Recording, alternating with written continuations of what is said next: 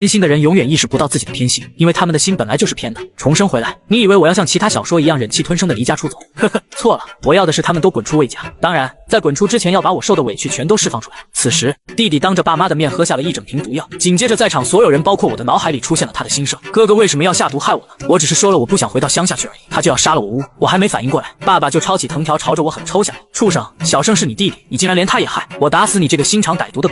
咻的一声，藤条呼啸着狠狠打在我的后背上，钻心的疼痛让我不自觉狼狈跪地。我抬起头，目光扫过面前居高临下的父亲、母亲、姐姐们，最终落在一个干瘦少年身上，双眸迸发出惊人恨意。前世，司机李叔为救魏父在车祸中惨死，魏家良愧疚之下将他唯一的儿子收养。少年李胜变成了魏胜，成为江州市首富魏家最小的儿子，也就是我的弟弟。自此，我开始了倒霉的一生，保送名额被抢，考试被老师诬陷作弊，高考被人下药丢进女澡堂，各种乱七八糟的事层出不穷。每次我想要解释，可家人朋友却怎么都不肯相信，直到我被害到惨死，化作灵体逗留人间时，我才知道，原来魏胜竟是个拥有金手指的穿越者，他可以随时随地向别人输送心声。靠着这种能力，他将自己塑造成了单纯善良的小奶狗，同时他只需随意在心里说几句话挑拨，我就会瞬间被周围人厌恶唾弃。这导致我不仅气运被他完全吸走，最后还落得个车祸惨死的结局。幸好自己前世刷到了一条发送三狗头激活重生系统的视频，随手发了三狗头，还真激活了系统，这才得以重生，不然自己早就去阎王爷那报道。现在是魏胜刚搬来的第3个月，他不知从哪弄来糖果味的毒药，故意当着众人的面喝下来陷害我。魏家良勃然大怒之下，这才用了家法。前世我拼命解释，反而被打得更狠，最终直接住院3个月，还留下了满后背的疤痕。现在重活一世，我可不会坐以待毙。当魏家良再次举着藤条抽打下来时，我猛地抬手一抓，死死扼住了对方的手掌。你还敢反抗？魏家良勃然大怒，为什么不敢？我冷冷站起身来，两世为人的经历让我眼神肃杀，一眼就将亲生父亲吓得倒退了几步。我让你起来了吗？跪下！魏家良继续愤怒咆哮，母亲杜思慧也是满脸嫌弃，开口呵斥道：不敬父母，毒害手足，我们从小就是这么教育你的吗？姐姐们也在一旁指责，阿胜已经够可怜了，可你依旧一而再再而三的欺负他，爸妈教育也是为了你好，还不快快跪下受罚！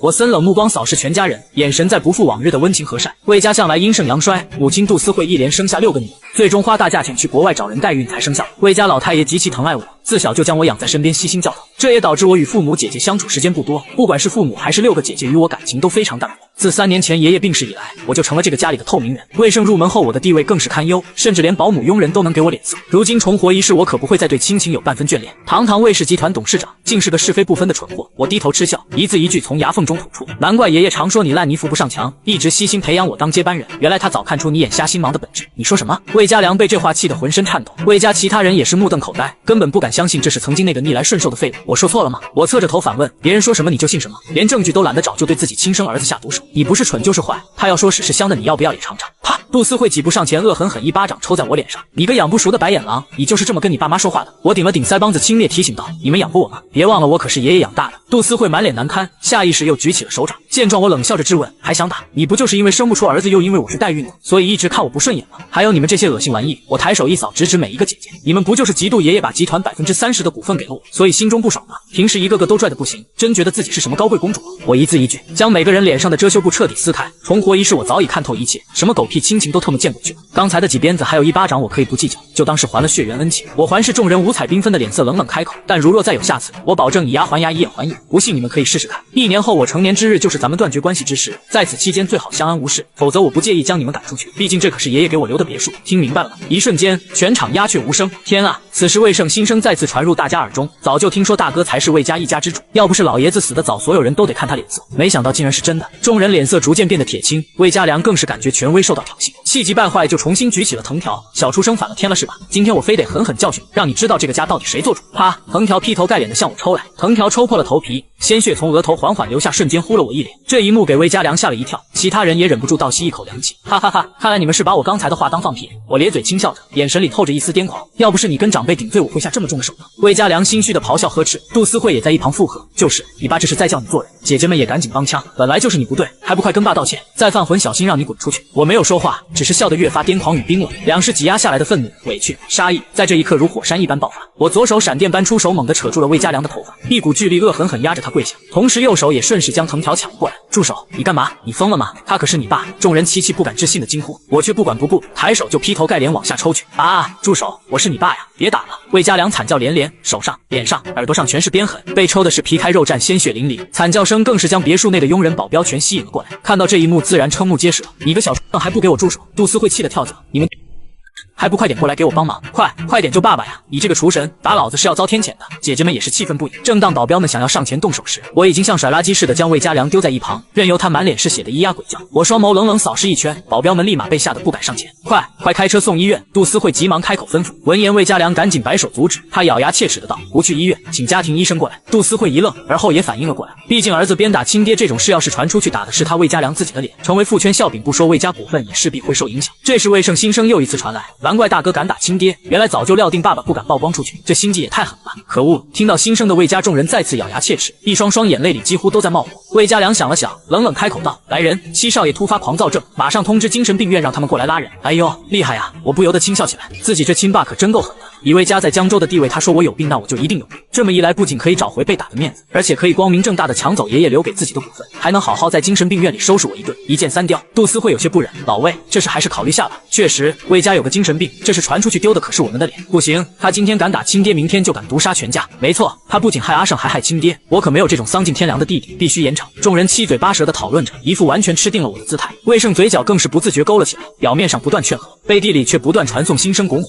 导致气氛越发紧张。呵呵，我冷笑一声，掏出手机拨通一个电话，冷冷说道：“公叔，休息了几年身子骨没养废吧？带人来一趟老宅吧。”公叔，众人接到吸一口凉气，魏家良更是吓得脸色惨白。你这个厨神给徐老鬼打电话干嘛？你想造反不成？公叔现年50有6，他可是跟着魏老爷子白手起家打天下的元老，不仅黑白两道声名显赫，在商界政界也是人脉宽广。前世我也是真的沙笔，明知道公叔是爷爷特意留给自己顺利接收集团的后手，却因为家人不喜而选择疏远他。如今重活一世，手上掌控着力量才是王道，什么亲情都见鬼去吧！不出5分钟，别墅外车辆轰鸣声不断，在众人惊恐的注视下，一个唐装老者带着20多个保镖鱼贯而下，浩浩荡荡推开别墅大门杀了进来。少爷好！20多名保镖齐齐鞠躬问好，声势浩大壮观。徐茂公拄着拐杖徐徐而来，全场立马噤若寒蝉。公叔，您这么多人来是想干嘛？魏家良肉眼可见的慌了。徐茂公扫视一眼现场，立马就理清了状况。他默默站在我身后冷笑道：“少爷发话照我这块入土的哪敢不来呀？什么阿猫阿狗都能欺负到少爷头上，老爷子在天之灵可是要骂娘的。放屁！这个小厨神毒害手足，殴打亲爹，我难道还没资格教训他吗？”魏家良心虚的辩解道。徐茂公嗤笑一声：“你还真没资格。”两方对峙，徐茂公显然占尽了上风。虽然魏家良现在的人脉财力在整个江州市都是顶尖一列，但一时半会还撼动不了这种元老级存在。这个半白老人至今还掌握着许多灰色力量，真要硬碰硬玩起来，他可未必吃得消。我随手丢掉藤条，大摇大摆地坐在沙发上，看到了吗？我看谁不爽就会直接动手。再次也是叫公叔绑了魏鱼，用得着耍这些小手段？你魏胜是天天宫斗剧看多了，天天就只会栽赃陷害。我没有。魏胜慌忙摆手解释，魏家众人却忍不住目露怀疑。确实，这厨神连亲爹都敢揍，没必要玩这些弯弯绕绕啊！我没有陷害哥哥，你们要信我呀！魏胜一边焦急解释，一边在心底默念：明明是大哥强迫我喝下毒药的，我怎么会拿自己的生命安全去陷害你？魏家人脸色变幻，个个看向我的目光都带上了厌恶。呵，我不由得轻笑起来，自己前世竟是被这种小手段害死，今生自己也能听见这些心声，才发现也不过尔。只要我不在乎亲情，那么这种挑拨就毫无杀伤力，甚至我可以当众拆穿他的心声谎言，彻底让魏家人清醒过来。毕竟魏家其他人也是受害者，虽然他们推波助澜害死了自己，可是最终也死在了魏胜手中。但今生他们只不过是一堆即将断绝关系的陌生人而已。我擦了擦脸上的血迹，语气淡然道：“公叔，为这位魏胜公子喝药。”是。徐茂公面无表情的点头答应，他随意的挥挥手，立马有2个保镖上前：“你想干什么？你别过来！”魏胜被吓得脸色惨白，放肆！你还想师弟不成？魏家众人齐齐将他护在身后。我挑挑眉，满脸真诚道：“他不是说我给他毒药吗？我不坐实这件事怎么行？你敢？”魏家良大怒：“我特么有什么不敢？”我一脚就将面前茶几踹飞，满脸狰狞的咆哮：“谁敢惹我都得付出代价！你有本事护住他吗？给我灌！”是。2名保镖一把挥开魏家人，直接就将魏胜的小身板给揪了出来。“爸妈，救我呀！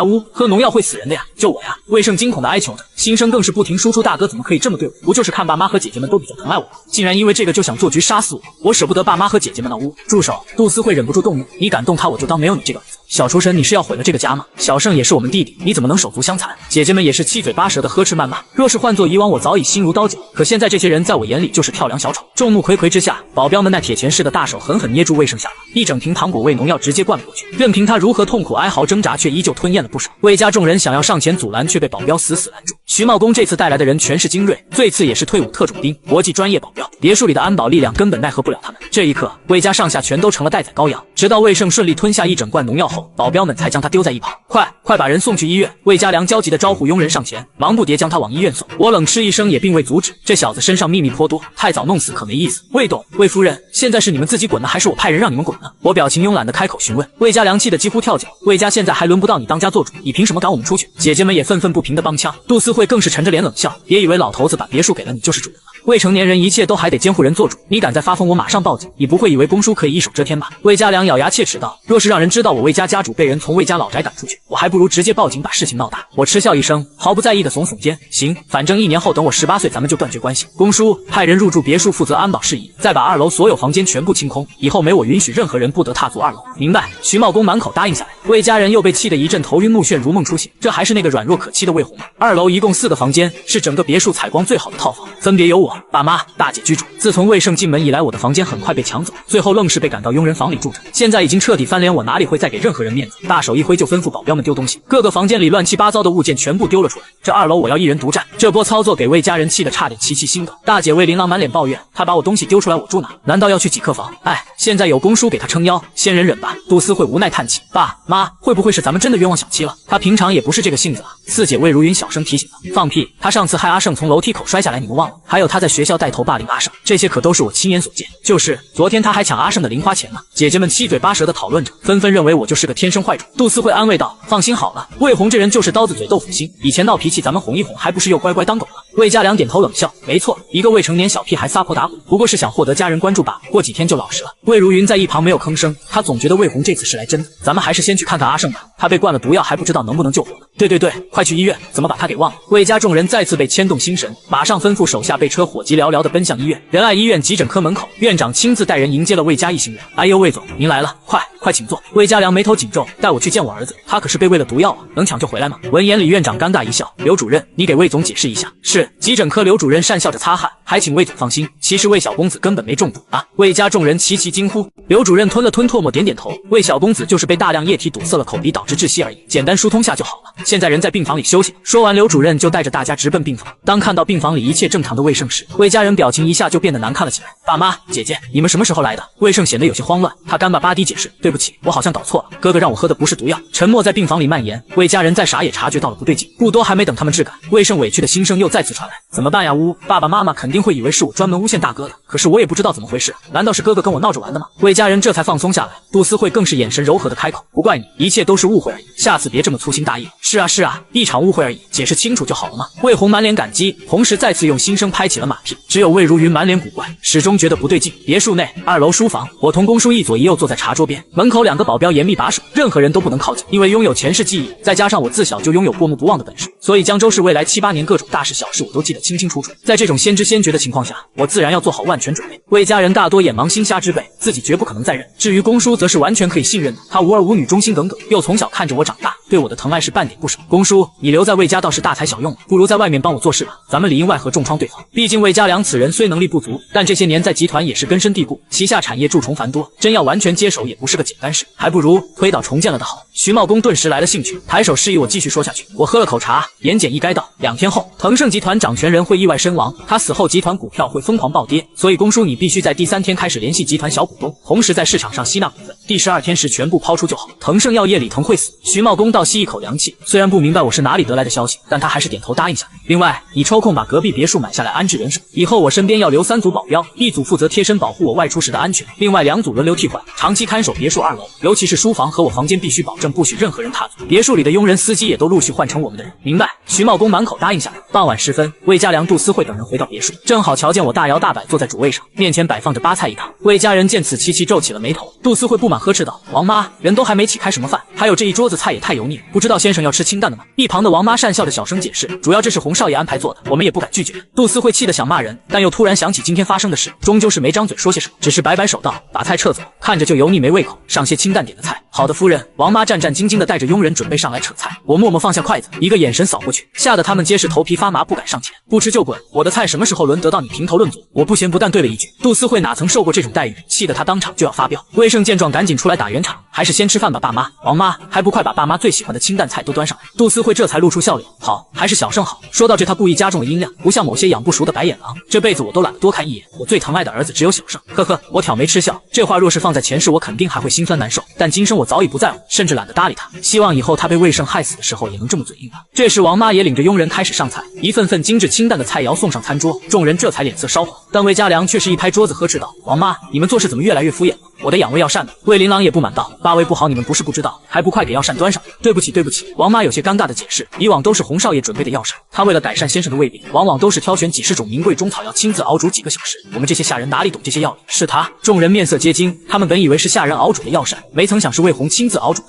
算你还有点孝心。魏家良脸色稍缓，接着冷冷道：去给我准备药膳吧，再给小生道个歉。今日之事我可以不计较。准尼玛的药膳都翻脸了，还想让我当牛马吃猪食去了？那玩意最养胃，我毫不客气的谩骂，气得魏家良几乎心梗，手指着我你个半天说不出话来。大胆，谁让你这么跟爸说话的？还不快道歉！你的家教呢？我们就是这么教育你。魏家众人又是一阵指责谩骂，我可不惯着他们，优雅抽出纸巾擦了擦嘴，才起身道：不吃啊，我都别吃了。说完，我猛地抬手一甩，哗啦一声，长桌掀翻，伴随着魏家人惊呼尖叫声，各种碗碟菜肴直接洒落一地，场面顿时乱作一团。反了，这家伙绝对是疯了！不仅魏家人懵逼，就连佣人保镖也是一脸不可思议。你个小厨神怎么敢呢？真以为有徐老鬼给你撑腰，我就拿你没办法？魏家良咬牙切齿的咆哮，我满脸戏谑，不服气就滚了！谁让你在这煮？魏家良气的血压爆表，差点晕厥。魏家又是一阵鸡飞狗跳，又是顺杯，又是叫家庭医生，好一阵才让魏家良缓过气来。等众人放松下来，一时间心情都有些复杂，毕竟谁都能看出来魏红确实跟以前不一样。眼看着我上了2楼，杜思慧才冷冷道：这个不孝子迟早要天打雷劈。夜晚，魏家众人草草吃了些东西，各自憋着一肚子气回房休息。翌日一大早，我与魏胜两人一前一后准备出门。两人现在都是高中生。大门口一辆奔驰大 G 正静静等候着。司机小吴瞧见两人出来，连忙从车上小跑了下来迎接，一只手接过魏胜手里的书包，一只手拉开车门后座，毕恭毕敬的道：少爷，你慢点。吴哥辛苦。魏胜满脸和善的笑笑，眼底却有着化不开的得意与傲气。小吴啪一下关上门，这才转头看向我，对不住了，洪少爷，车子有点紧，您要不还是像以前一样骑自行车去吧。环保死周围正在干活的佣人们纷纷倒吸一口凉气，一个个看向小吴的眼神就像是在看傻子。这家伙还敢刁难洪少爷，难道他还不知道昨天的事？他知道个屁！这小子昨天小舅子结婚请了假，还不知道魏家已经变天了。佣人们小声的议论纷纷，小吴耳尖听了几句，不由皱起了眉头。以往他为了讨好魏家良夫妻俩，可没少区别对待。对魏胜他是毕恭毕敬，小心伺候；对魏红则是百般推脱。魏家其他司机则负责接送魏家良夫妇以及6位姐姐，一来二去，魏红干脆自己骑上自行车上下学。小吴早已习惯他的不争不抢，因此态度越发嚣张起来。可谁成想，今天情况却有些不一样。还没等他搞懂发生了什么，3辆黑色劳斯莱斯就这么大摇大摆开到了别墅门前。6个身材高大、一身黑色西装的专业保镖走下车来。他们分工合作，有人开车门，有人戒备，还有2名则迅速走上前来保护。少爷您请。我无视了小吴惊恐震撼的表情，对着满脸羡慕嫉妒恨的魏胜勾唇一笑，转身就在保镖们的簇拥下上了车。公叔已经买下了隔壁16号别墅，3组保镖18人随时待命。这种派头连魏家良都没有，他又怎能不羡慕嫉妒恨？要知道，养一名专业保镖每年大概要100至300万，18名保镖一年下来就得4、5千万。纵观整个江州市，常年养得起这么大一支保镖队伍的富豪都不会超过10指之数。魏胜一个养子，自然只有眼馋的份。3辆宾利木上缓缓驶出别墅区，一路上吸引了无数路人的目光。半小时后，我与魏胜再次一前一后抵达盛瑞国际高中。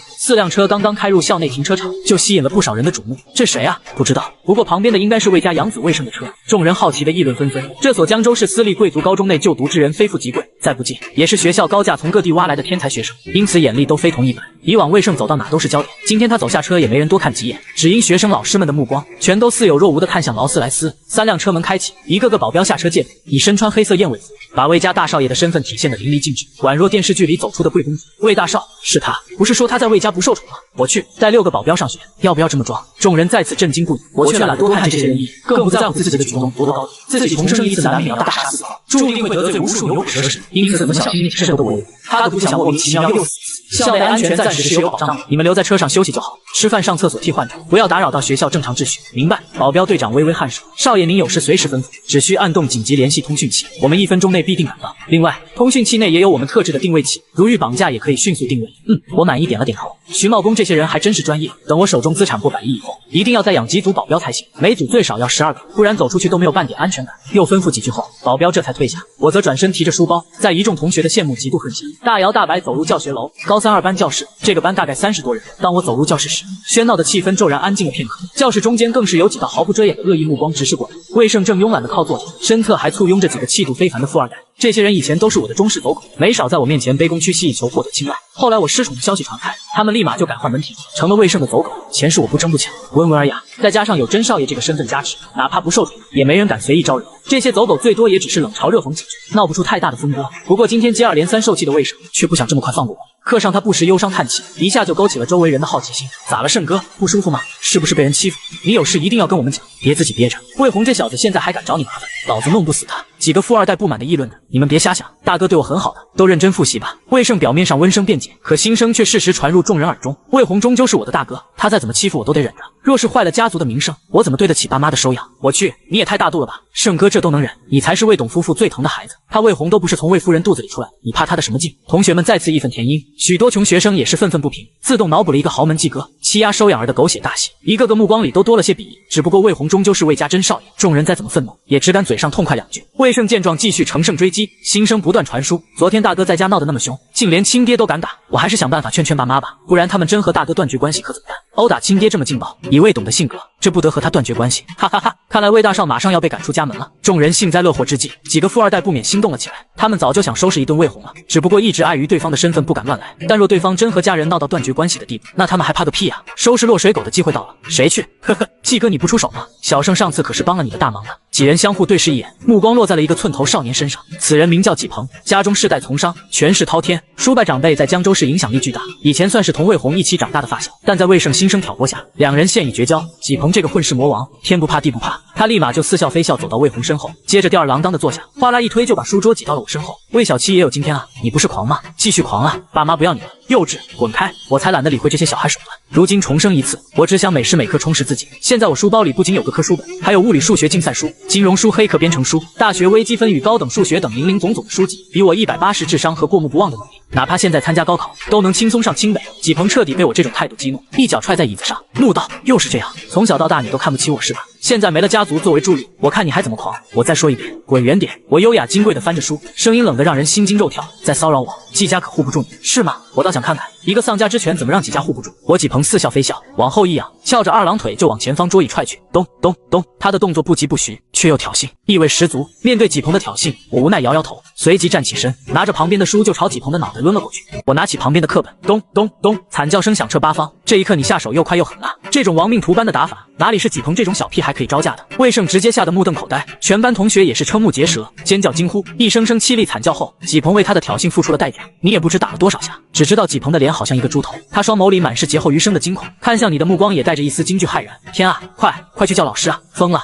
这家伙绝对疯！每个人都是一脸惶恐与不安，几个富二代也慌忙上前搀扶纪鹏。他们虽然经常打架斗殴，可哪里见过这么亡命徒的打法？这一刻，大家只庆幸挑衅的不是自己，如若不然，他们怕是要比纪鹏还惨啊！呵呵，你淡然地抽出手帕，眼神漫不经心往旁边一瞥，又把周围人吓得齐齐倒退。纪鹏一边疼得呲牙咧嘴，一边愤怒咆哮：“老子要送他进去坐牢！”你满脸真诚地询问：“你大伯最近好像在升职关键期吧？要是一不小心爆出点季家丑闻，你猜他会不会气死你？”纪鹏气得咬牙切齿，双拳更是狠狠攥紧。人家挑拨几句你就乖乖跳出来当刀子，你叹息着摇头：“季家出了你这么个蠢人，真是家门不幸。瞧瞧你自己搞得一身伤，人家屁事没有。”纪鹏闻言猛地回头，只见魏胜稳稳坐在座位上，依旧保持着震惊愕然的表情，半点都没有为他出事而着急，甚至隐隐还有些庆幸之色。他是在庆幸出事的不是自己吧？季哥，对不起，我。魏胜慌忙摇头辩解，心声更是适时响起：“呜呜，早就说了别去招惹大哥了吗？他这人心狠手辣的，刚才都把我吓呆了。”纪鹏神色稍缓，转头冷冷开口：“不用挑拨离间，今天伤我之事就算不报警，我们季家也绝对咽不下这口气。你给我等着！”“好啊，我等着。”你妈擦着左手戒指，轻嗤道：“小小季家，我就算喂食你们也得咽下去，不服气就让你们季家长辈过来。”周围顿时响起阵阵倒吸凉气之声。一般人也许不懂季家代表什么，可是班里的富二代却一清二楚。他们家中长辈最不敢得罪的就是官二代，这些人一句话，各个部门就得轮番刁难自家生意。再大的集团，一天到晚被查验整改，都得崩溃吐血。所以纪鹏在学校里几乎是横着走的存在。他这是疯了吧？竟敢如此明目张胆的挑衅！怎么收拾了纪鹏？忘记收拾你们了是吧？你们几个刚才叽叽喳喳的，不是要帮好兄弟出头吗？来，趁着老师还没到，咱们聊聊。你目光森然扫视过去，几个富二代立马吓得连连后退，他们憋得满脸涨红，半晌不敢吭声，哪里还有刚才嘴硬口臭的嚣张模样？你也懒得搭理这些小喽啰，抬手将他们推到一旁，径直就朝着魏胜走去。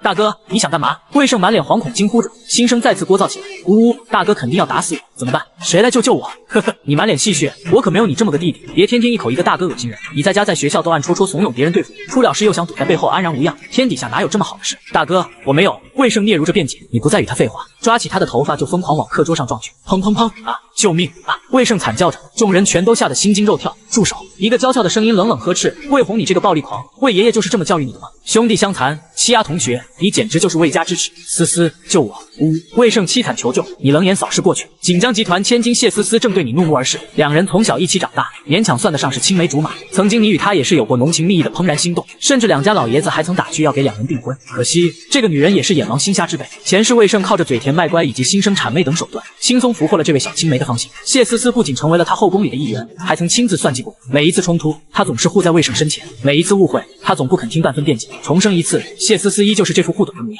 你却早已没有了往日的心痛，有的只是冷漠与轻蔑。你说住手就住手，什么东西也敢在我面前指手画脚？他再次抓起魏胜的头发，一次又一次发狠地往课桌上撞去。住手，快住手！谢思思气得满脸铁青，显然怎么也没想到对方敢如此不给面子。情急之下，他也步步的威胁，直接抓起书桌上的裁纸刀抵在自己雪白脖颈之上。再不住手，我就死给你看！谢思思满脸坚毅的威胁。思思，你别冲动啊，魏大少住手吧，别闹出人命！天啊，快叫老师！同学们再次哗然惊呼，更有几人已经满脸焦急地冲出了教室，你则是一脸懵逼，甚至有点哭笑不得。神经啊！想救人你哥自己干嘛？谁在乎你死不死啊？曾几何时，你确实将谢思思当成妹妹来疼爱，她哪怕只是摔了一跤蹭破点皮，自己都会心疼不已。可是经历了前世的一次次背叛，一颗心早已坚硬如铁，哪怕对方死在面前，也不会再皱一下眉头。现在谢思思想用死来威胁他停手，简直是滑天下之大稽。锦江集团谢董辛辛苦苦培养10几年的掌上明珠，竟然是个蠢猪，真是够可笑的。想死就快点动手，省得在我面前碍眼。你冷漠的点评着，手上动作依旧不停，再次抓着魏胜脑袋一次次往书桌上砸去。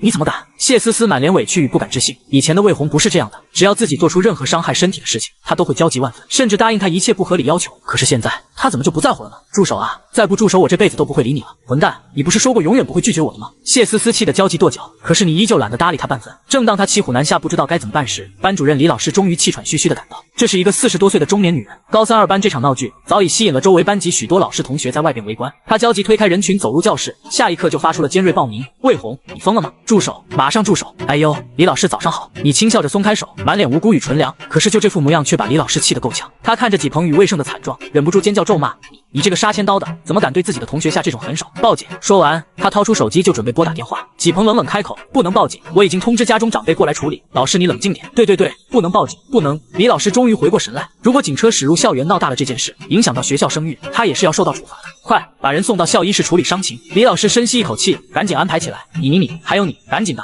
还有你魏红，马上把你家长给我叫来，叫家长过来，让老师你表演一下如何卑躬屈膝是吗？你揶揄着反问。教室里顿时响起阵阵闷笑。若是一般学生犯事，家长自然要被老师叫过来臭骂，一把年纪在老师面前也得被骂得像孙子一样。可是你这种人犯事，家长过来，老师也只敢陪笑伺候。李老师想明白这一点，也是满脸憋屈，转身就开始去打电话通知学校高层。今天这事闹得如此之大，也要让你滚出圣瑞高中。纪鹏去医务室之前，冷冷丢下一句话道：你会付出代价的，是吗？我等着。不出5分钟，高3、2班的大事件就传遍了校园，全校师生都是一脸的惊讶与八卦。校草一般的魏红竟然会暴力当众殴打同学，一时间校内网上各种视频照片满天飞。中午时分，纪鹏三叔几名前，谢思思父亲谢志江、魏夫人杜思慧等人匆匆而来。他们刚到校长办公室外，就瞧见4名精壮保镖守在门口。走入办公室一看，更是气得血压差点飙升，几个人都受了不同程度的伤。刘校长和一众学校高层正尴尬地站在一旁，你却大摇大摆坐在了茶桌主座上，背后站着2名保镖，一副主人公的大佬气派，正在自顾自地泡着茶。思思，你没事吧？小鹏，这是怎么回事？3人焦急上前查看情况，杜思慧更是急得几乎哭出来。小盛，你没事吧？天啊，怎么被打成这样？谁干的？他回头看到你时，立马意识到自己这个问题有点多余。这里除了他以外，还有谁敢对魏胜下毒手？敢动我儿子，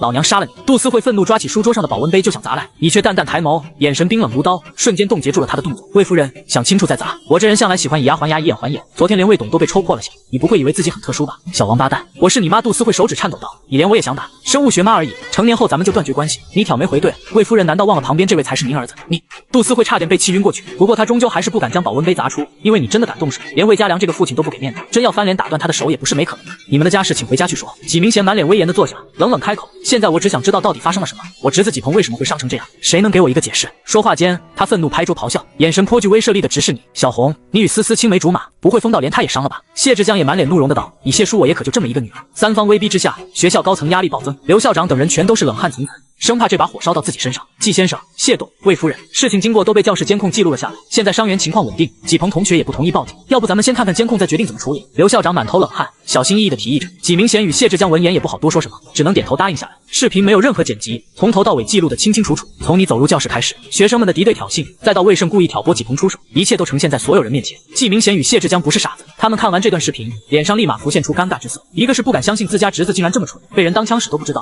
一个则是想不到自己女儿更蠢，竟然拿刀抵在脖子上。他们都是成了精的老狐狸，一眼就看出这是魏家养子在故意搞事。杜思慧却依旧如往常一般眼王心下。他看完视频不仅不觉得是魏胜有错，还特别心疼他被如此殴打，气得浑身都在发颤，看向你的目光也带着一丝愤恨。我怎么生了你这么个，连自己兄弟都打？你简直是人渣败类！校长，我要求立刻开除这种垃圾！杜思慧一字一句怨毒发声，众人全都忍不住倒吸一口凉气。早就听说魏家奇葩，爱养子不爱亲儿，魏夫人这个亲妈都提议让人退学，那么我就不再多说什么了。纪明贤冷笑开口，我侄儿纪鹏虽然主动挑衅略有不对，但是受了这么多伤势，心里面子都不会好受。只要魏红退学这件事，我们可以不再计较。不错，谢志江也点头附和道，几个孩子闹出这么大的阵仗，必须得有人付出点代价，否则他们不会长记性。三方表态施压，刘校长松了一口气，当即准备表态，你却抬手打断了他，似笑非笑的道，三位既然表了态，晚辈我斗胆也说上几句，没问题吧？贤侄想说什么？谢志江皱眉，想说你不要脸，看不出来吗？你啪一下将茶杯砸在地上，指着他就开骂，你眼瞎啊？视频从头到尾跟你女儿有半点关系吗？上来就多管闲事，还拿把刀架在自己脖子上，真要割喉死了算谁呢？你女儿脑子有问题，赶紧带她去医院看看脑子吧，轮得到你在这唧唧歪歪吗？还让我付出代价，你这个忘恩负义的东西，当年没有我爷爷的提携，你就是个工地里给人扛大包的臭瘪三，当了几年谢董就忘了自己几斤几两了。谢瘸子！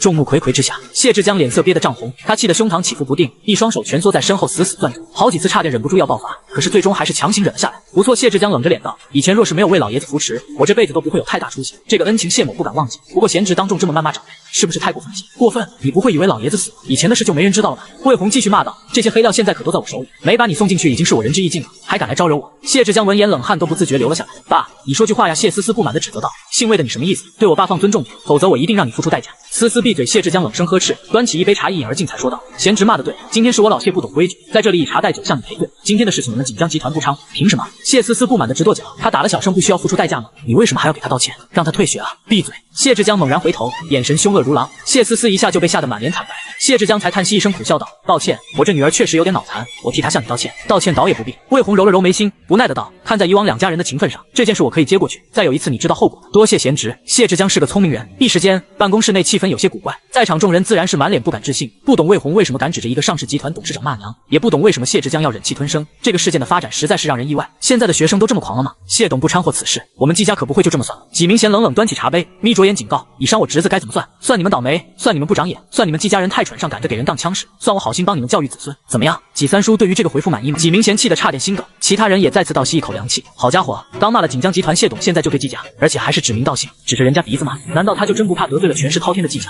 你这个疯子！好好好！纪明贤不怒反笑，咬牙开口，魏大少好胆色，我们季家多谢你管教醒侄之恩，有空定然好好回报你的大恩大德。招惹季家，在任何人看来都是非常疯癫的事情，季家真要彻底发飙起来，哪怕是魏氏集团都要扛不住压力。杜思慧瞧见这副剑拔弩张的模样，脑子倒是难得清明了一次，他耸耸肩开口提醒，季老三，你们家想对付他可别找错人，昨天还在家揍了老魏，现在我们魏家可跟他没多大关系。哎呦，你挑眉揶揄道，刚才还一口一个亲妈，现在就没关系了吗？你自己惹的祸是自己担着。杜思慧满脸厌恶，你把小胜打成这样，就算季家不追究这件事，我也会追究到底。好，纪明贤爽快点点头，当即表态道，今天这是我只找魏红的麻烦，绝不牵扯到魏氏集团。两方一拍即合，你却轻嗤一声不屑开口，知道我为什么收拾纪鹏而没动谢思思吗？为什么？纪明贤皱眉，因为在我看来，季家比锦江集团要好收拾。你极具压迫的冷笑，我就喜欢捡软柿子捏，懂了吗？众人再次倒吸一口凉气，一个个看向他的目光就像是在看傻子，一个是在政界盘根错节的庞然大物，一个是商界大鳄，哪个更牛逼不是一目了然的吗？贤侄，谢志江苦笑开枪，你可别太抬举我们集团可比不上季家的威风。呵呵，你漫不经心拨弄着茶杯，钱和权向来不分家，大多数时候有权者确实比有钱人更令人敬畏，毕竟有时候钱也未必能买到权。可在我眼里，有权者反而更好对付一些，收拾商业集团也许还要砸钱砸资源，找出对方破绽后才能出手打压，可是对付有权者却只需找到对方违纪证据即可。季家这些年看似烹油烈火，其实内里烟渣是一堆，想找点破绽并不会困难，而季家稍微露出一点疲态，你们的对手立马就会落井下石。归根结底不过是权柄还不够大而已，成也权力，败也权力。锦江集团手里的财富好歹还是合法赚来的，你们呢？敢合法花钱吗？你步步紧逼，言之凿凿，完全没有高中生该有的怯懦与无知，有的只是运筹帷幄，决胜于千里之外的威压。纪明贤脸色渐渐变得难看起来，他勾唇反讽道，我季家上下遵纪守法，可没有做任何不法勾当，真以为什么阿猫阿狗都可以威胁我是吗？你戏谑轻笑，你们一大家子从保姆到司机，确定全是自己人，一堆连炫富都只敢暗戳戳炫的人，想挖出你们的黑料很难吗？多少双眼睛盯着季家呢？你到底想说什么？纪明贤咬牙，你并未回答他的问题，而是顾左右而言他道，最近纪二叔四处奔走，想在网上动一动是吧？呵呵呵，可惜啊，人家省里早就内定了这个位置，你们现在却连风声都还没收到，啧，真可悲啊！纪明身体发抖，他满脸都是震惊、不敢置信、惊慌，一滴冷汗不知何时已经从额角缓缓流下。纪鹏还是第一次瞧见自家三叔如此失态，不由惊呼道：“三叔，你怎么？”闭嘴！纪明贤脸色阴晴不定，过几天省里就会来人。你似笑非笑的继续开口，你猜到时候新官上任3把火，杀鸡儆猴会不会挑到你们纪家？胡说八道！纪明贤嘴硬着不肯示弱，身体还是忍不住的颤抖，因为他知道你说的是对的。众人见状更是满脸震惊，魏红到底知道些什么？为什么简单几句话，纪明贤就被吓得如此惊慌？几个高中生旁家人怎么闹得比大佬谈判还吓人？纪明贤在手机上发了几条信息后，面上闪过一丝紧张、慌乱、不安，最后强行堆起一丝微笑开口：“贤侄对不住，今日之事就当作是小孩玩闹，你别放在心上，叔给你道歉。”你轻笑，纪明贤这才默默松了一口气。他转头就一巴掌拍在纪鹏脑袋上，故意愤怒呵斥：“还不给你魏哥道歉，蠢货！人家挑拨几句你就上赶着当刀子，纪家怎么有你这种废物？”三叔，我……纪鹏羞得满脸涨红，我什么我？纪明贤没好气道：“道歉，你们兄弟俩10多年的发小，千万别因此生分。对不起。”纪鹏咬着牙低头道歉，可是眼底却满是不服气。你也懒得理会他到底服气还是不服气。纪家好日子已经到头，接下来有他们受的，都不需要出手，他们就已自顾不暇。他挑眉看向纪鹏几人，欣赏着他们精彩纷呈的脸色，最终如愿对上了你怨毒的目光。曾几何时，他只需要卖惨，心生陷害一下，你就得被家人与朋友唾弃谩骂，陷入无止境的内耗与痛苦之中。可现在你早已脱胎换骨，一举一动都带着上位者的威严，甚至能在谢志江、纪明贤这种大佬面前谈笑风生，威逼谩骂，如此可怕的敌人，怎能不让人忌惮？呜呜，大哥好可怕！魏胜心声果然适时在杜思慧耳边响起，连2位叔伯都压不住他，妈妈肯定也管不住大哥，以后我还怎么在学校里待下去？我真的不想天天被打，好痛！我迟早会被打死的。魏胜一阵心声卖惨挑拨，再次轻易激起了杜思慧的怜悯与愤慨，他一如既往用凶狠目光瞪向你，好，没想到你还是个牙尖嘴利的性子，今天就算是谢董2人不计较此事，我也绝对不会就这么算，你必须退学，再让你留在学校里，还不知道要怎么祸害同学。小生这么单纯善良，怎么受得了你的霸凌殴打？刘校长，你们盛瑞高中百年清誉，可不能被这种人渣所玷污，赶紧把他开除！学校高层们瞬间冷汗津津，你根本不是普通高中生，人家来上学都带着6个保镖，指着纪明贤、谢志江鼻子骂娘都能全身而退，他们哪里敢说要开除人？魏夫人，你们是一家人。刘校长满脸陪笑，搓着手小心提议道：“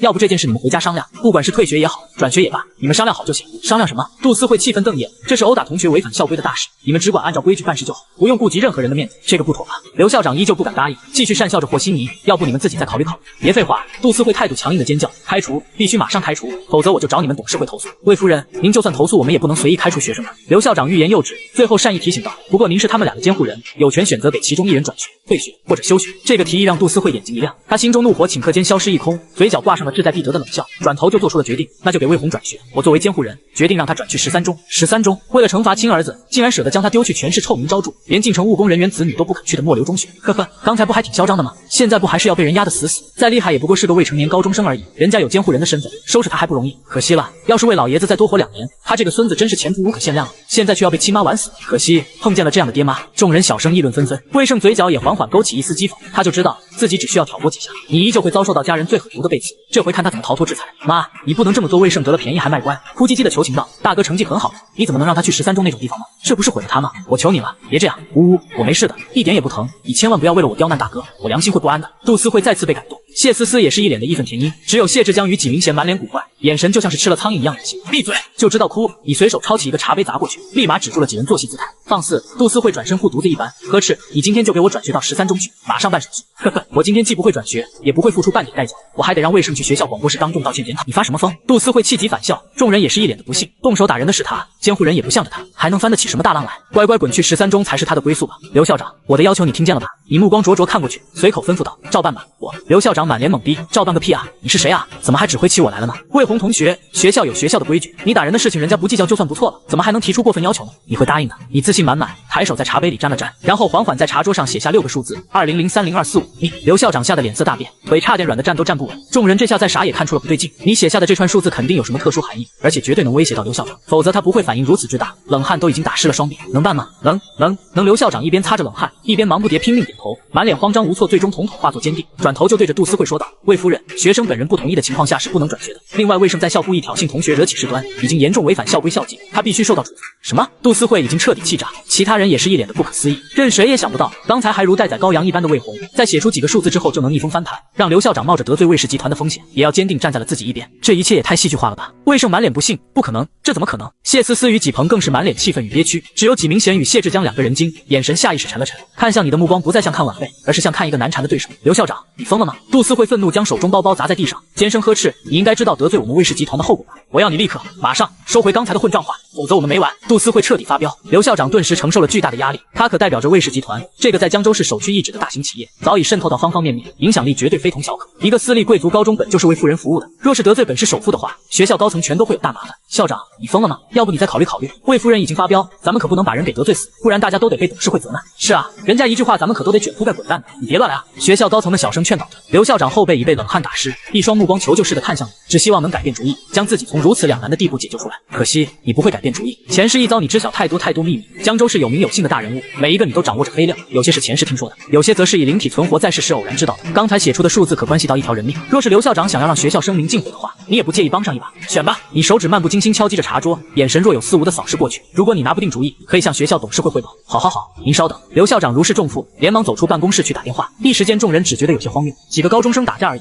怎么就闹出这么大动静？最后还得惊动董事会来做决定。别以为你装神弄鬼就能将这件事糊弄过去。杜思慧不死心的冷哼，就算是盛瑞高中背后的大股东，也得给我们魏氏集团一点薄面。你以为你是谁？人家不是给魏氏集团一点薄面，而是给去世的老爷子一点薄面。你不耐的冷吃，你一个外姓人也配咬我魏家之气？谁给你的脸？小厨神！杜思慧再次气炸了肺。魏胜又想在一旁茶言茶语，一个眼神过去，他立马识趣的闭上了嘴，生怕自己又被砸上几下。现在任谁都已经看得出来，你是个能动手绝不避避的狠人。你只是一言不发，坐在那里喝茶，浑身散发出的金贵威严气场，就比谢志江这种商场大鳄还要摄人。一个学生愣是让学校高层们跟孙子一样乖乖站着，说出去怕是要吓死人。不一会，刘校长去而复返，他脸上再无半分惶恐与慌乱，只剩下公事公办的冷静。魏夫人，学校经研究决定给魏胜同学大过警告处分，并要求他立刻在广播室公开道歉，否则会做出开除处理，您看着办吧。什么？杜思慧直接炸了锅，他雍容华贵的面上满是不可置信，周围人也是一脸的吃惊，唯有魏胜满脸惊愕与羞耻，只恨不得找个地缝钻进去。刚才他还在幸灾乐祸，想着魏红要是被踢到13中去会有多丢人，甚至怎么嘲笑对方，怎么在朋友圈里编排都已经想得清清楚楚。可是现在局势变化，刘校长毫不犹豫支持惩罚他，